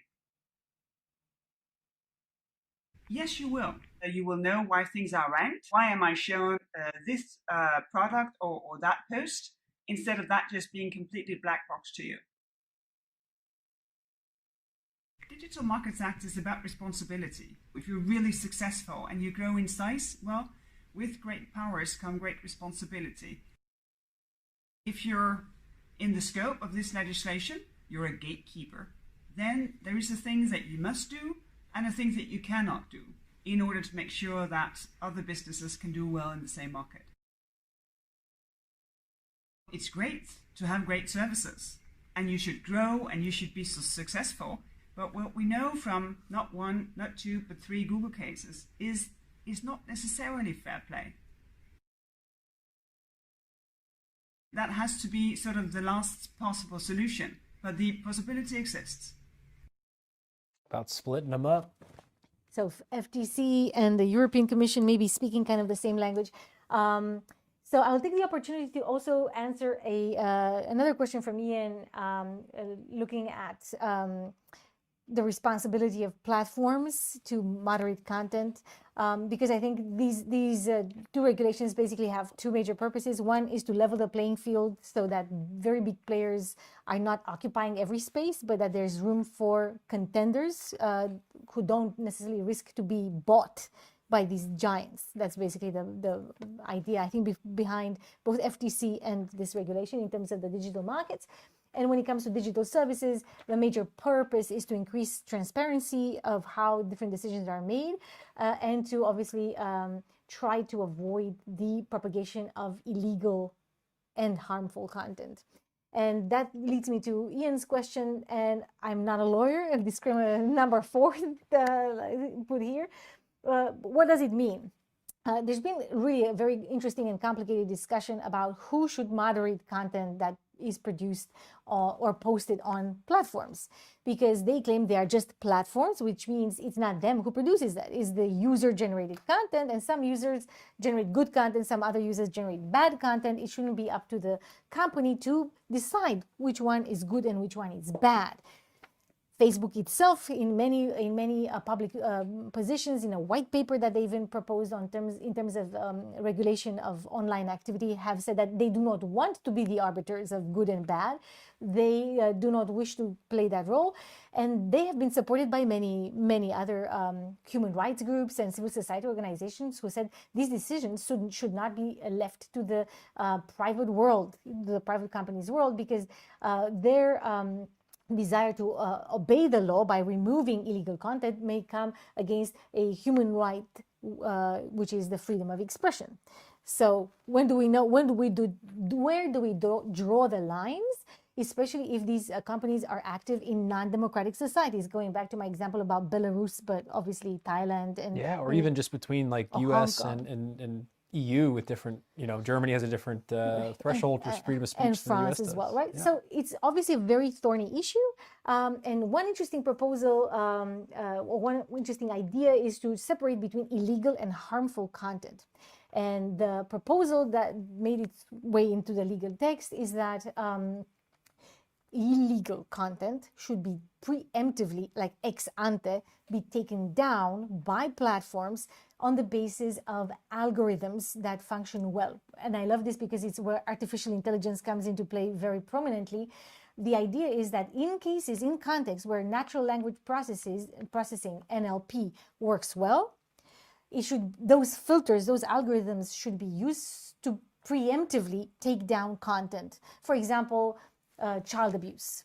That is an area where NLP works very well, and it signals very clearly this is illegal content, so that content never sees the light of day. There's also a massive database of known this is something I got from Tarleton Gillespie's book, is that one of the reasons it's so effective is because there's this huge curated database of child pornography pictures that are known, so it's very easy to match. Train, yeah. Exactly. And so there's this great artificial intelligence power behind that. So in that area, there's no contestation. The algorithm filtering would work. In other areas like hate speech, which is also an illegal option, what is one's hate speech and what is others' joke or sarcasm, the ha-ha moment, right? Very difficult for any algorithm to detect. And this is where preemptive action is not recommended. Instead, labeling, this can possibly be harmful, this is contested information, is instead to be preferred. And that leads me to the harmful content. And harmful content is content that is not necessarily illegal, but may have a harmful consequence. And examples of this is information that is misleading, misinformation or disinformation, as well as, any kind of cyberbullying and so on. So that's not illegal, but it's harmful. And this is where it's not possible to intervene in this preemptive way. There should be a more responsibility that is bully being taken. label? A warning label, or in any way that platforms themselves would want to intervene, and that's what is called the intermediary responsibility, the responsibility of the platform, who is an intermediary but cannot just dismiss any kind of responsibility. And that's where the Europeans are very firm, including by the introduction of several quite serious fees. Yeah, I mean, it's an open question, and it's so tough because there's so many calls. There's a lot of gloom and doom books written about social media, and a lot of critics out there, especially in academia, and they want platforms to do more. But then it's like, really, what is the... And this is the thing, like the European solution is actually not to have platforms self-regulate. And it's actually the introduction of, basically these two texts give more power to the Commission. Yeah, I mean, I think national government bodies. needs to set the bounds, because this is not just a platform issue. Any private, I think The new platforms also that come up and so on. I think you can look at these social media companies not as having a democratic responsibility, as much as you may want to do that. If you throw that out the window, how much does McDonald's have a democratic responsibility, right? Think Well, there's some corporate responsibility. Think of them as a but yeah. corporation that tries to optimize dollars and cents for shareholders, right? This is sort of capitalist logic. So if you apply that to platforms and you kind of take out all of the normative things that go around it, companies optimize for profit and they work within the bounds of the law. Now, they always try to Push that. bend the law. Like, yeah, and I mean, that's what they do. They move their finances offshore. That's why, Amazon pays almost no tax, right? Because companies generally are smarter than governments. They can move faster than governments. So it becomes the job of governments to set the rules. And that's what the EU is doing. They propose an independent, kind of not necessarily not equipped with a lot of power, but a board, the European Board for Digital Services, that will help national regulators to sanction instances where the platforms must assume this responsibility and moderate content, right? So there is a coordinated effort, but a lot of responsibility is going to be placed on national EU member states governments to basically respond to the diversity of regulation, like Germany and France being, as you were saying, very, very strict, and Sweden at the opposite end of this continuum being very, very lax because of legal traditions that evolved quite differently over the hundreds of years, right? So definitely we can see here that there is a clear attempt to regulate companies, not self-regulation. And to answer to Ian's question, I don't think it's going to be easy, but I do think that because of this extra pressure that these two legal texts are going to exert both on the platforms themselves and these big gatekeepers, but also on national governments to make legislation on this, there will be a more and more effective way to filter out illegal content. When it comes to harmful content, this is exactly as you were saying earlier, this is a politicized issue, as when Trump tweets become flagged and so on. I think in those cases where Twitter did use the flagging option, there were very clear and almost undisputable statements or manipulations that enabled them to do so. Facebook didn't do that. They did not label or take down the same message that was basically posted. I mean, slightly different form, but the same content on Facebook. So two different approaches. This platform divergence cannot be continued too much in the future if they are to respect the new European rules. Yeah, it'll be interesting to see how it pans out. I think, and I don't know, again, also not a lawyer, don't know the ins and outs of it, but I did see a tweet that was talking about, I think it was a tweet you shared. Yeah, with me. I was documenting myself on the legal backward. I could probably talk much more about this, but I decided to leave it to the lawyers. That there is I don't know what aspect of the law is broken or whatever, but the penalty is a 10% cut of annual revenue. So there was some previous criticism in some earlier fines, even from the EU, which was like, okay, this fine, this is like, half a day of Facebook's ad revenue. Well, now 10% of your annual revenue, that's brutal. That's gonna be felt in the pocket. So at least there are some teeth there, and we'll see. But I like it. I mean, I'm not like, I don't know, I'm not like hawkish on platforms and what they do. I think they're just companies that do what they do. And there's a need for what they do. Otherwise, they won't be so successful. There's a need for government to step in and at least to show like, hey, we're government. Provide guidance, and I think the platforms, as far as my conversations with any representatives of the bigger platforms, I think they welcome this. At least they know where the ball is. They know what to follow, and then they can skip things. I also wanted to add one final element on this. I could talk obviously much more, but it's this idea of algorithmic transparency that Vesta was also talking about in her brief interview. The responsibility of platforms to explain why different decisions were taken, in particular why certain content was flagged. So it's not a black box, and this particular aspect that has implications for social media has implications for any algorithm, even outside social media. If we think about the job selection algorithms, interview algorithms, and algorithms that help accessing welfare services and so on and so forth. This idea of algorithmic transparency is definitely trending, and I think we'll see more and more domains falling under these requirements. Interesting to see how that works, because the very mechanisms that make algorithms in terms of machine learning are non-transparent themselves. So. And final thought, again, I've been working quite a lot with artificial intelligence recently, and another kind of problematic thing that is very rarely discussed is, what if you can game the algorithm because you know how it works? So if you understand the different weights of different variables which are going to be provided to you because it's part of the requirement, then you can maybe more strategically present your case to the authorities, emphasizing that aspect which is probably weighted heavier compared to other. Well, this is why Twitter, for example, doesn't release the metrics they use to select accounts for their influence operations data set. Because if you release how you identified that accounts were coming from China, then China can see those metrics and work to outpace them. Yeah, so, you got this one, got us this once, but not again. We're so get in a sense, non-transparency is a necessary evil in some cases. So there's a logic behind, and of course, this is not new. Like, people try to game the algorithm, the system in so many ways for centuries, right? But it's just like it takes a more obvious, how can I say, pattern when we deal with algorithms that specify variables very specifically. So anyway, that is my gift about regulation. And my trend displaying is saying, yeah, there will be more of it.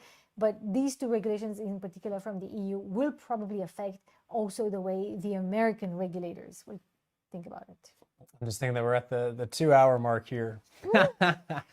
Luckily, we had good intentions. We really tried to keep it short, but and I thought we would actually, because I thought this would not be so much happening, because it'd be all like coronavirus. But man, this social media and politics, there's a lot to dig into. So move to. So I will move on, but we have to do due diligence to our people who send in questions. Yes. So there is a question from Nils Gustafsson here in Lund. Thank you, Nils. He says, a question for you. If the US and EU attempts of breaking up the social media monopolies would actually work, and there would suddenly be a plethora of competing social media startups with fragmented audiences, what would that mean for political communication during election campaigns? That's Again, a huge another huge question. Yes, but very good one, very thought-provoking. So I have two thoughts that that came to mind when thinking about this question. Yes. And one, so the question is, when you have more social media companies, if they're broken up and they're forced to basically scatter, what would that mean for political communication? And something that I think you, me, and Nils had talked about previously off the podcast was that, at least I would think that Facebook would do, if it knew it had to sell Instagram, it would probably start unraveling Instagram before it got sold. It's not going to let Instagram go and then try to outrun Facebook. So that's that's just a side point. But I think there's two key points that we should think about when it comes to social media platforms fragmented. When do campaigns adopt them? Right? I think this is where Ben Epstein's book is absolutely fantastic with this historical view. But number one is that the output data to campaigns plays a massive role. So through this podcast, interviewing different people back in the 2016 election, Snapchat, which was an up-and-comer at the time, it had the potential to engage young audiences for activism, whatever it was. They could not tell the campaigns how many people were seeing their stories.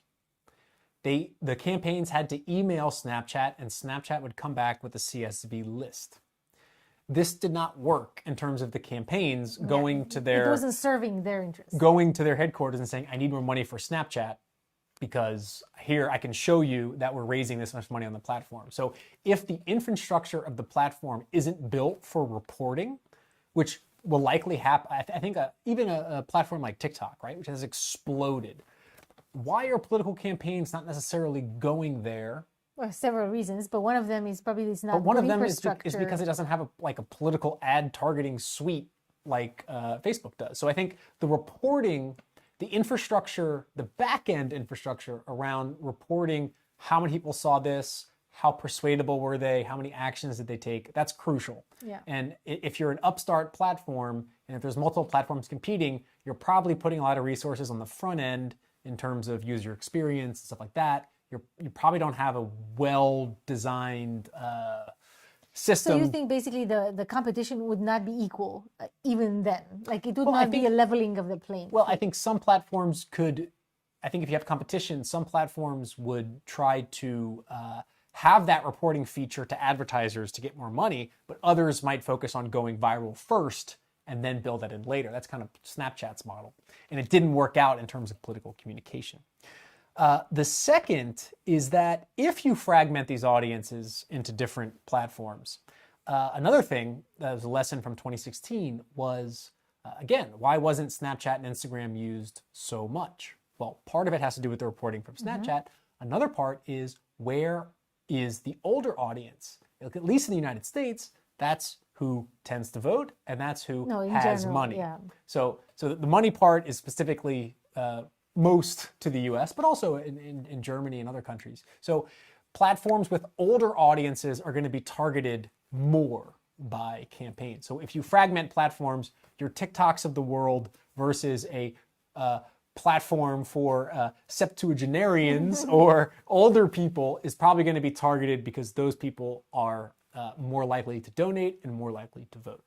And I'm going to respond to this question with one more element kind of related to your second response. And that is that perhaps what we will see instead of knowing exactly where to find the middle ground, we'll have this plethora of echo chambers, self-selected, self-built echo chambers. And I'm thinking about Parlay or Parler, whatever you call it, and Gab on the right side of politics, that there is a self-selected process that makes these smaller companies reserved for those who share the same ideology, and that the mainstream will not capture these voices. We will ignore what is being said, sometimes hear with only 1 year or half a year, so to say.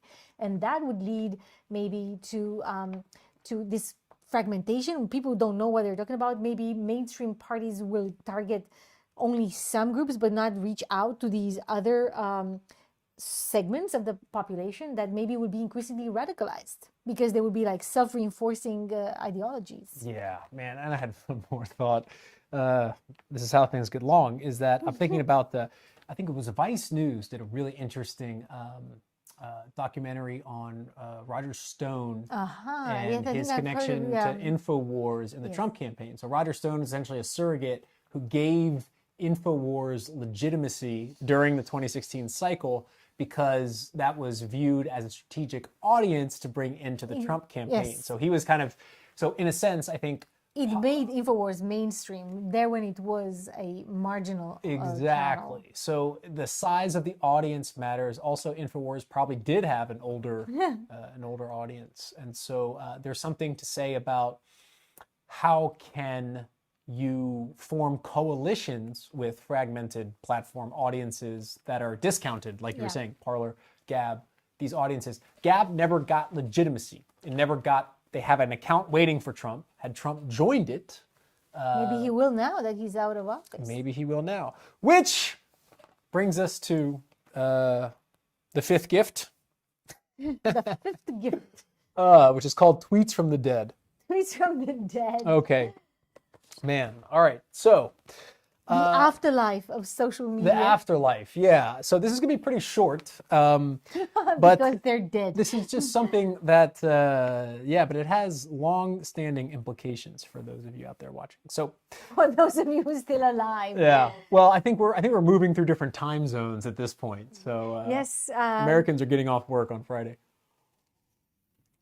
And podcast listeners may be asleep, but if they're still listening, then let's. I saw this, and when I saw this thing happen, I was like, this is going to be one of my gifts for the year in review. And this is Herman Cain tweeting from the dead. So, Herman Cain, CEO of Godfather's Pizza, presidential candidate in 2016, developer of the 999 plan. Yes, not a very known figure on this you know side. it? No. It was like you would take basically a 9% flat tax on income, state tax, and what's the other one I'm forgetting? Federal and state. So federal, state, and local, yeah, something like that. typically. Yeah. Anyways, so it was like a way to kind of like Yeah. even the tax code, and but it's also kind of funny because this is like a pizza thing. Like Domino's has the 555. Anyways, Cultural reference. so here. Herman Cain, yeah. So this guy, so he ends up dying from coronavirus. No. Yeah, it's unfortunate. Let me just go here to the slides to show you. So he shortly before he contracts and dies of, I should say, coronavirus complications. Yeah, well, right. rarely you die of it. You die Exactly. because some of it. So he tweets that he's going to a Trump rally, that masks will not be mandatory. People are fed up, so he's sort of going into the anti-mask sort of movement, which is, you know, whatever. So ironic that he died of it. Yeah, but at the same time, like, just to be very, this is like eggshells here to walk on. We don't know that he contracted coronavirus at the rally. We don't know he died of coronavirus or some pre-existing condition that was activated by coronavirus. Just to be, you know, to put it out there. So he basically, before he died, he tweeted that he was going to a rally where there wouldn't be masks. There was a picture. He also tweeted a picture of himself at the rally without a mask. He ends up dying a few weeks later, and from his account On comes Twitter. the tweet. There were a few tweets, one attacking Joe Biden and Kamala Harris, but another one saying, it looks like the virus is not as deadly as the mainstream media first made it out to be. Tweets from the dead. Tweet from the dead, right? And so this is coming from the Herman Cain account. The picture I'm showing here has the Cain gang. I'm not sure if that was the original, but basically the moral of the story is what happens to a public personality, figure, yeah. or especially a political figure, to their audience when they die. In this case, the Cain family decided to take the account and use it to continue tweeting about politics ahead of an election.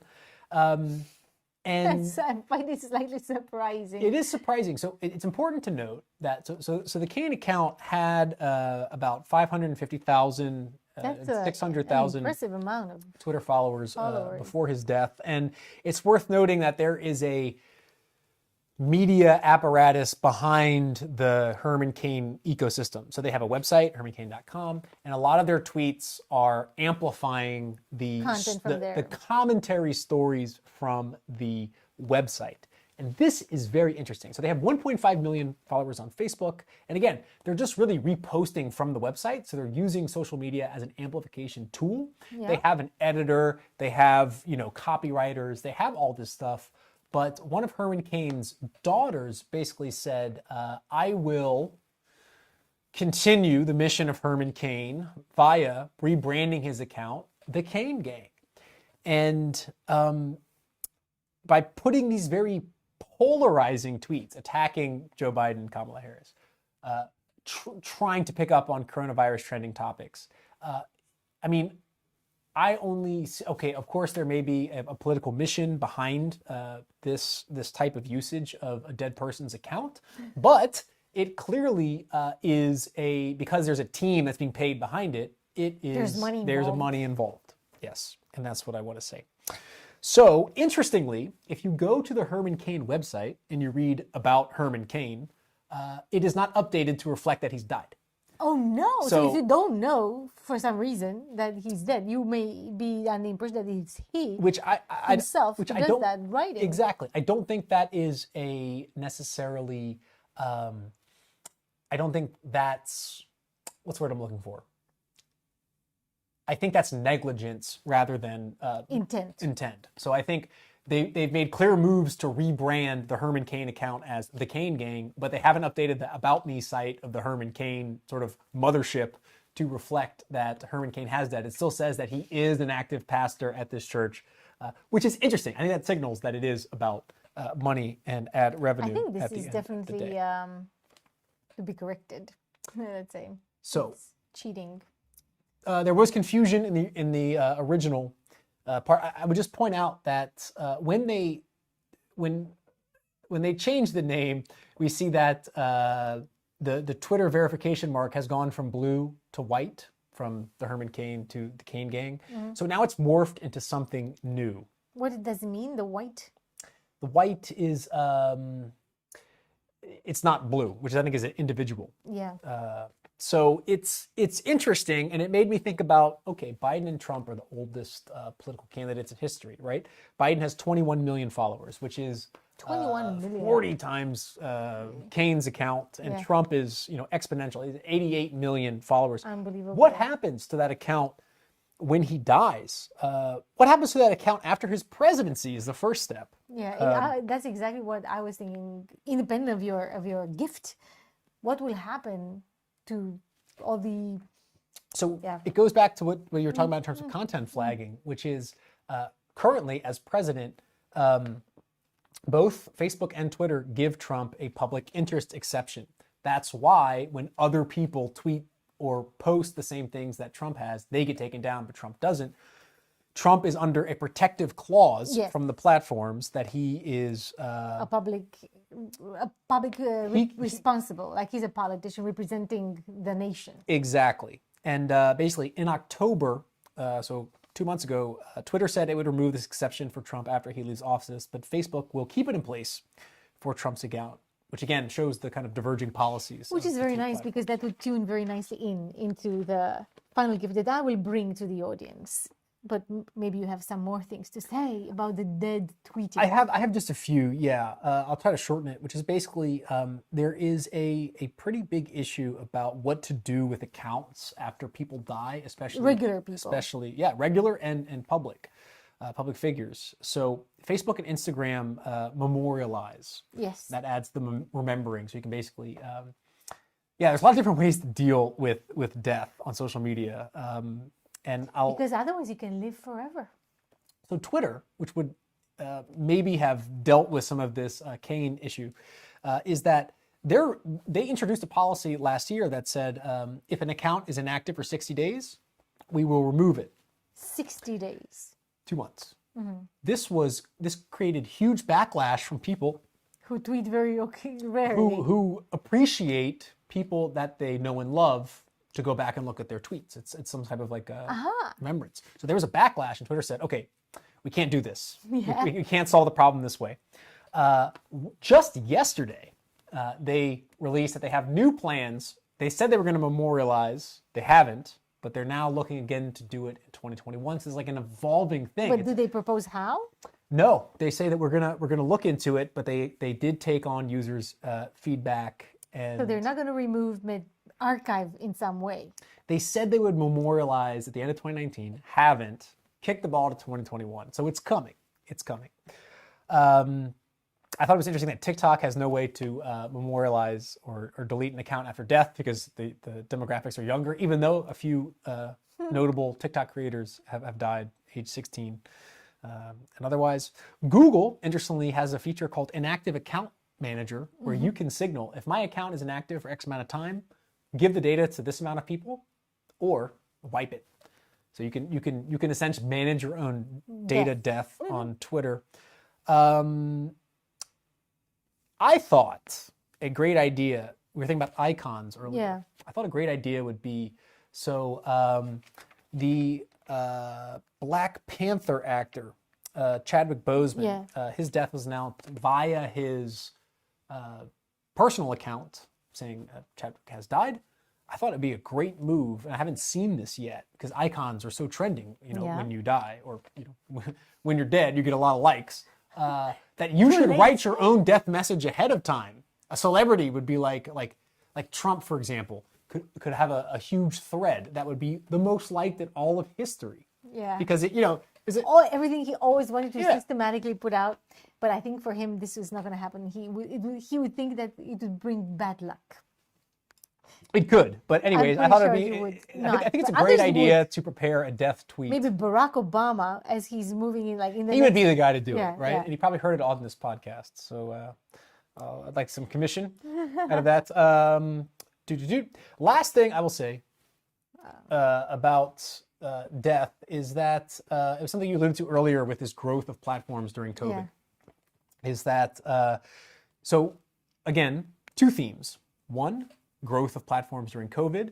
Two, lack of synergy in platforms in terms of how they deal with policies. Death is one of those.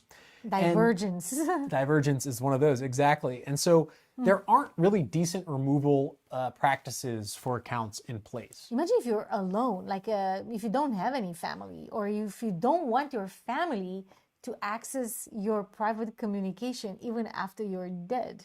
Like it would be the equivalent of burning your letters, like if you were to write letters on paper, you would want to wipe that all clean, but how do you do that? Well, Google lets you do it pretty easy. They're the only platform. Most other people can kind of show that they're related to you by showing the platform your death certificate, and they can go in and delete your account.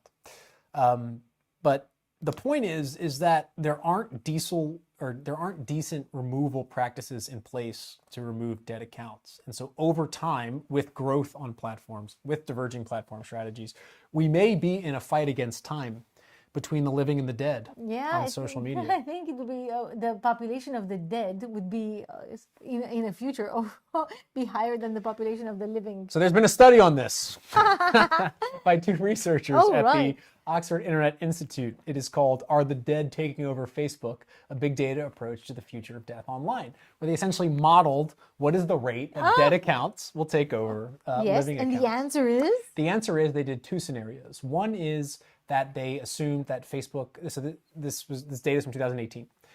They assumed that Facebook would not grow at all. Which is unlikely. And then they also assumed that Facebook would grow at 13% per year, which is also unlikely. Exactly. So there's two. The truth is in between. The bottom line scenario is that if Facebook does not grow from now, the number of dead profiles will outnumber the living at the year 2070. Well, it's not really that far into the future. You never know, man. In the second scenario, Facebook grows at 13% per year, also improbable. Then the estimated zombie accounts would take over in the first decades of the 22nd century. So futuristic to even say So the real answer lies somewhere between the two. Interesting. And I will end my gift with a parting gift, a true nugget of gold, I would say, which is in researching this gift, I have found my life strategy, thinking about what you will dead do accounts on social media. Yes, I will take out a life insurance policy for cryogenics. Yes. And I hope that by the time you die, it will be developed. Some years from now, maybe by the time that the dead have outnumbered the living on social media, I will be reawoken, and then I will become a digital historian for the years 1990 to 2020. And I will be the first digital historian to have both lived and then retrospectively study the period in which I lived. I foresee So a you great podcast future. listeners, you live stream watchers, you can take that idea, you run with it, and then we will have our own conference The 22nd in century. 2270. In the 22nd century, I like this. I don't think there's much literature about this. All right, this is very futuristic. I feel like I'm bringing everybody down by bringing them back to our year 2020. But my final gift rhymes very well with what you were saying in terms of platform divergence, because it is about that, but more specifically about politics. And I wanted to show you some quick stats pointing to the fact that on Twitter, on Facebook, and on Instagram, we simply have different people, not only like different human beings and different accounts that are alive that may be present there, but also different political orientations. It's simply different worlds. So that's a word of caution for every academic that does work on Twitter patterns and wants to generalize outside that platform. Obviously, this is becoming more and more of an established knowledge, but it's good to know. Audiences, there are many researchers who do They work on that. matter, Yeah. and it's something that on the podcast we hear from academics, but also campaigners. Almost everyone's like, audiences is key, right? Yeah, and I think if you are still watching this live stream, then you can watch exactly the numbers, but I'll also put them out there in words, just in case you would see this later. Of the top 10% of Twitterers, or like accounts that tweet, there is a huge imbalance in favor of pro-liberal, so left-leaning accounts. And I think that, to put in numbers, is 69% that lean towards the Democrats. Are And more likely to tweet. the top 10% are more likely to lean Democrat, and the remaining percentage are likely to be leaning Republican. But it's clearly a bias in the Twitter demographics in that sphere. Definitely. So it's definitely something that the Twitter attempts to, for example, label different things and so on, also probably take that into account, because they know who their public is, and they know that their decision to act and curate some content is going to be met positively, because this is who their demographics are. And that comes in contrast with some other platforms. This is a chart that I take from the Axios newsletter. They looked at the CrowdTangle data that is very, very fragmentary. So again, everything has to be taken with a great caution. But it compares Instagram and Facebook. And it's clear again that Instagram is more liberal, just as I was saying in my activism gift, that the population of Instagram is younger and more liberal oriented, and that the population of Facebook is not. This is actually the most interesting part. And I think it also explains the decision of Facebook not to label, not to ban, not to put, not to suspend the privilege of Trump post-presidential position and so on, because the audience of Facebook leans Republican. There is a Twitter account called Facebook Top 100 that is pulling every day data from the CrowdTangle and try to measure reach. I could see that. Yeah, And that's an interesting the point. top 10 accounts, I think 9 out of the top 10 accounts on Facebook on almost any given day are right-wing leaning pundits and news channels on Facebook, but definitely not the case when looking at Twitter or on Instagram. On Instagram, the most trending topics are climate change, Black Lives Matter, and this kind of what we call progressive topics, whereas on Facebook, it's definitely a more conservative universe, including with religious activities and so on. It's mostly through Facebook I'm thinking one of the interface. interesting things about American liberals is that there's a clear split between it's always sort of talked about that it's poorer, especially minority voters, and then the sort of middle tends to be Republican, and then in terms of education, at least, it's sort of like Socio-demographic status. Is that what yeah, you're... and sort of SCS classic variables, like lower class is Democrat, middle class is Republican, and then the sort of like upper elites, PhD yeah. tends to be liberal. So that's also interesting, I think, for Twitter, because when they show these type of aggregate numbers, you don't break down between like who are the kind of like white elite people using Twitter for news, and then who are the there's a huge sort of black Twitter population as well. So they count into that liberal leaning group, and that's just an interesting thing to think about. Is it that the kind of middle, quote unquote, American middle class small business owner leans towards Facebook, tends to skew older, whereas Twitter has sort of older white liberals, but also younger black activists. Which is a nice confluence, which also explains this huge dominance of ideologically, huge bias in a sense. I think it also explains the cozying up that Facebook has done to a lot of Republican donors and activists. Trump himself. And Trump himself. Zuckerberg and this is a business decision more than anything, and it comes from the orientation of the people themselves, in a sense. These are the populations that Facebook is catering to primarily, and in a sense they feel compelled to give them what they are asking for. And of course there's a lot of lack of transparency around that, and I think this is what can be problematic from an ethical point of view, but it's not a surprise from a business point of view, from this social media logic, so to say. So I will really keep my last gift very, very short. I will add to it, though. Okay, add on. I will just add one thing, which this is... episode will be the longest in the history of the podcast. We're coming up on 2.5 hours. I think that'll be the nail in the coffin here. But I would just point that while these platforms are being more fragmented, I just saw the other day that Snapchat will now allow tweets to be formally integrated into the platform. Finally. So it's an interesting dynamic to watch moving forward, which is we have a fragmentation of platforms, but we also have cross-platform integration in terms of features. Exactly. So if, going back to Nils's question, if there is a breaking of platforms up by the FTC, perhaps we will see platform alliances in terms of the features that are allowed. So right now the model is, okay, Snapchat has stories, Instagram takes them, Facebook takes them, then Twitter takes fleets, and Spotify has stories. Maybe we'll see a more concerted strategy where Twitter, Snapchat, and I don't know, who else?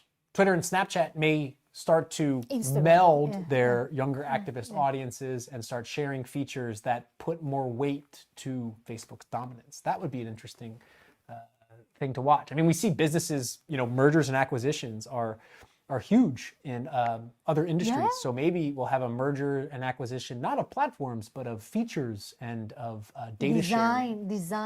Interfacing. Exactly. But yeah, that was my idea, was to focus on the demographics and the political ideologies because of the political orientation of what we are talking about today. But of course, we can see platform differentiation on several other levels as well. But this is not as pointed, I think, in Europe, where this distinction, liberal, conservative, is muddier, basically.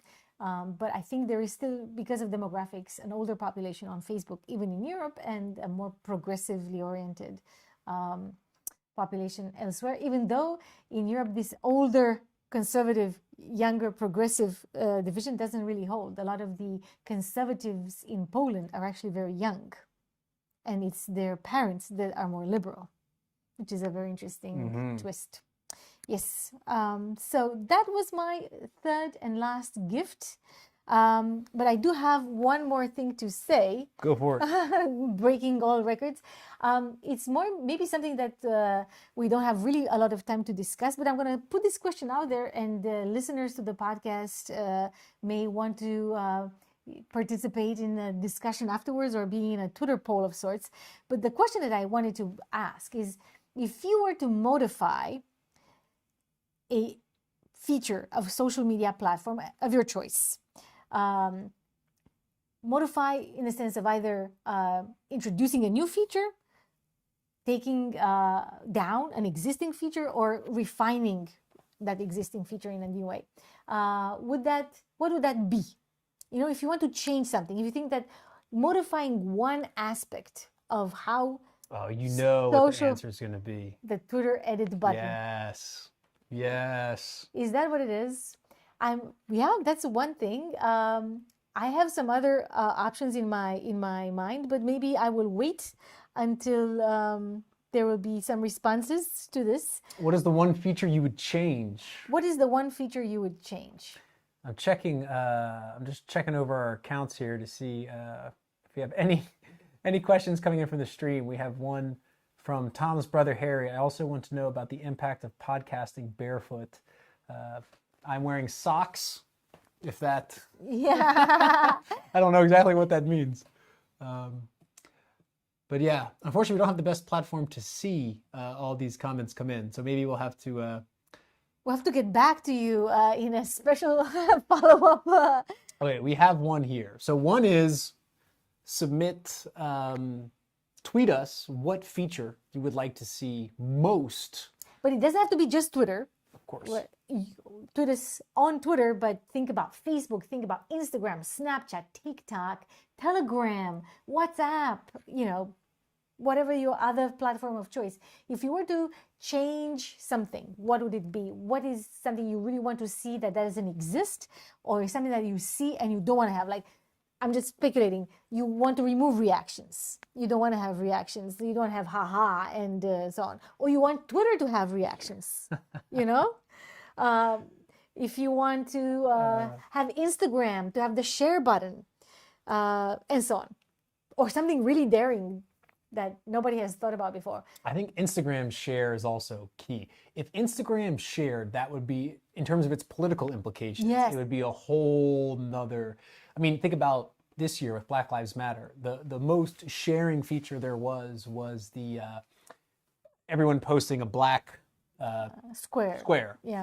for a day. In solidarity. In solidarity and companies coming out with statements. But if you can share that and you can amplify that with these massive influencer audiences that are on Instagram, that'd be And huge. I think my personal choice would be actually to think about sharing. And the latest Twitter tweakment, you can say that now you cannot retweet automatically. You have to pause a second and think, do you really want to retweet, or do you want to add your comment to this retweet? I read some data. This decreased the retweeting rate with something between 25 to 30%. Yeah, it was interesting, and also they found that the people did not, they weren't able to juice up what was the word they used, thoughtful conversations with. Very interesting. Again, it goes back to the year in review platform schemes and how they phrase these terms and what are they trying to do with these maneuvers. Why did they stop this quote retweet feature to introduce friction relatively soon after the election? It's still there for me. No, well, I think they I'm still, they'll prompt you to read, Yeah. but they won't prompt you to put new input. So that's out. Maybe you're in a target group that's still being tested. But all of this, it also speaks to a broad, thinking about the zombies. I'm looking at Very one of the cool. GIFs that is in Facebook in 2050 with the zombies crawling along here. Is that it all speaks to technological determinism, right? We've all been talking about like, well, can Facebook really guide our society? And it's like, well, if Twitter, for example, introduces this friction measure, does it automatically lead to thoughtful conversations? No, doesn't. We are complicated human beings. One feature is not going to change very much, but let's think about the share button, because now you must answer, like, it's a two-step process, let's put it this way. A lot of bots cannot do it. So it has, in a sense, not necessarily fomented thoughtful, meaningful conversation, but it has definitely removed a lot of the bots that were there just to bombard with retweets. Yeah, that is. There must be some more curation of these automated accounts. Yeah. So phrase it as you want. I think it did have an effect, and I would argue that it wasn't a bad effect. So let's see if this effect would be exported, like to keep Instagram without sharing the content and allow for two-step process sharing verification on Facebook. Yes. In a very last Point. yes, I'm looking on Twitter here and I see Julian. He asked a question late in the stream, so let's take it. The pandemic has seen the spread of conspiracy theories and far-right messages on social media. In countries like Romania, this resulted in far-right parties winning seats in the parliament. You know something about Romania? Yes. What do you think are the long-term effects of these movements that become more visible? Excellent question, and I think this. I was recently reading in The Economist an article about this, where my friend Cristian Norocel was interviewed to actually prime the Economist journalist on the success, the first time actually that a real extremist party got seats in the European Parliament, in the Romanian Parliament. I'm obsessed with the European Parliament, in the Romanian Parliament, this question is very important. Do social media give more visibility to very marginal movements or opinions that otherwise would remain really at the periphery of society and never get any mobilization? So there is this contender success or contender competitive advantage theory that has been really quite a lot explored in the world of social media and politics. And there's been some really good research done testing these claims empirically. This year, I want to say these papers are coming out on like testing the challenger hypothesis, incumbent hypothesis. Also connected with this normalization, equalization hypothesis that goes back to the very, very beginning of social media studies. So this question is very pertinent. In the case of Romania, I really actually don't know very much about the social media landscape there. But if I am to compare to other markets for this particular type of extremist messages, I think there is a social media effect. This particular party probably obtained that much visibility outside of printed media, but it is social media that they managed to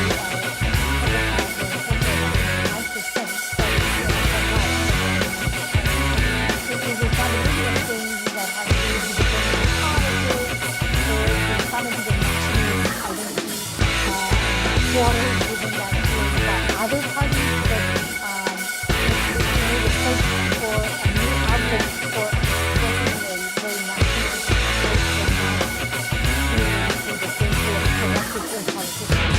So it's a combination of social factors combined with social media visibility that probably can explain, at least to some extent, our win, and probably some more details that I ignore in terms of who sponsored their campaigns, who was promoting their message, who was their main front person, and so on, which are aspects I'm not familiar with. And I would only add how much fried chicken was given out. I do know there was a controversy a few years ago with Romanian politicians giving out fried chickens at the polls, which has nothing to do with their long-term staying power, unless there is a long supply line of fried chicken, which is tough to do in a pandemic. It's tough to do in a pandemic. So for sure.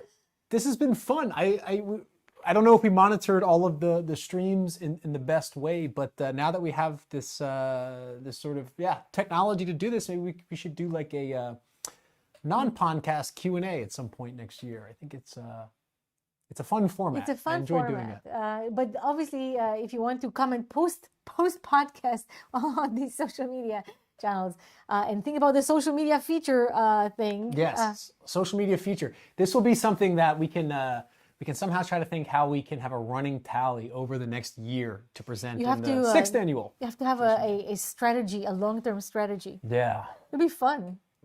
Yeah. User interface from the users. Yeah, and we'll see what happens. I think with these big court battles, the court battles to come and the regulation is we're going to see some shaking and moving in 2021. Yeah. Not so much in terms of politics. I don't know of any like major elections. Maybe, I don't know, something in like India or something. But in terms of European elections and American elections, I can't think of anything huge happening next year. But I think it's going to be a lot of shakeups Now is the time to make Now's those the changes. time to make the moves. The court orders are out, and we'll see what happens. And maybe you should have on the podcast somebody who really can go down into the details of the digital single market, digital services act and digital market act. Yeah, but it's, I don't know. When I hear legal language, legalese. Well, somebody who knows how to speak normal and read the legal aspects. So I will say, for those marathon listeners, maybe if this only enters your subconscious as you're sleeping, I do have the plan for the next 2 episodes already. We'll have first episode of next year will be Valentine Dupuis, who is the head of unit for communications at the European Green political party, the Euro Party. Oh, exciting. So we're going to talk about Euro parties, and which are this like weird beast specific to the European Union. Definitely will tune in on that one. And they had some real growth spurts with the latest European elections, and we'll talk to him about some of really the challenges that they face in terms of digital communications, with dealing with national, they go through national parties, but they don't really have voters themselves, so that's interesting. And then we'll talk to Nick, I think his last name is Ahmed, who is a data scientist doing field experiments at Priorities USA, where I'm going to hammer him on questions about mobilization, the methodologies behind running experiments for political ads, all that stuff I talked about. We're going to get in a much deeper depth going forward. So that's the program for January. I don't know what next year will hold. It's always a surprise. Well, let's hope it will be better than 2020. Yes, at least Health-wise. Health-wise. For the planet. But thank you all for tuning in. Thank you all for listening if you've made it this far. And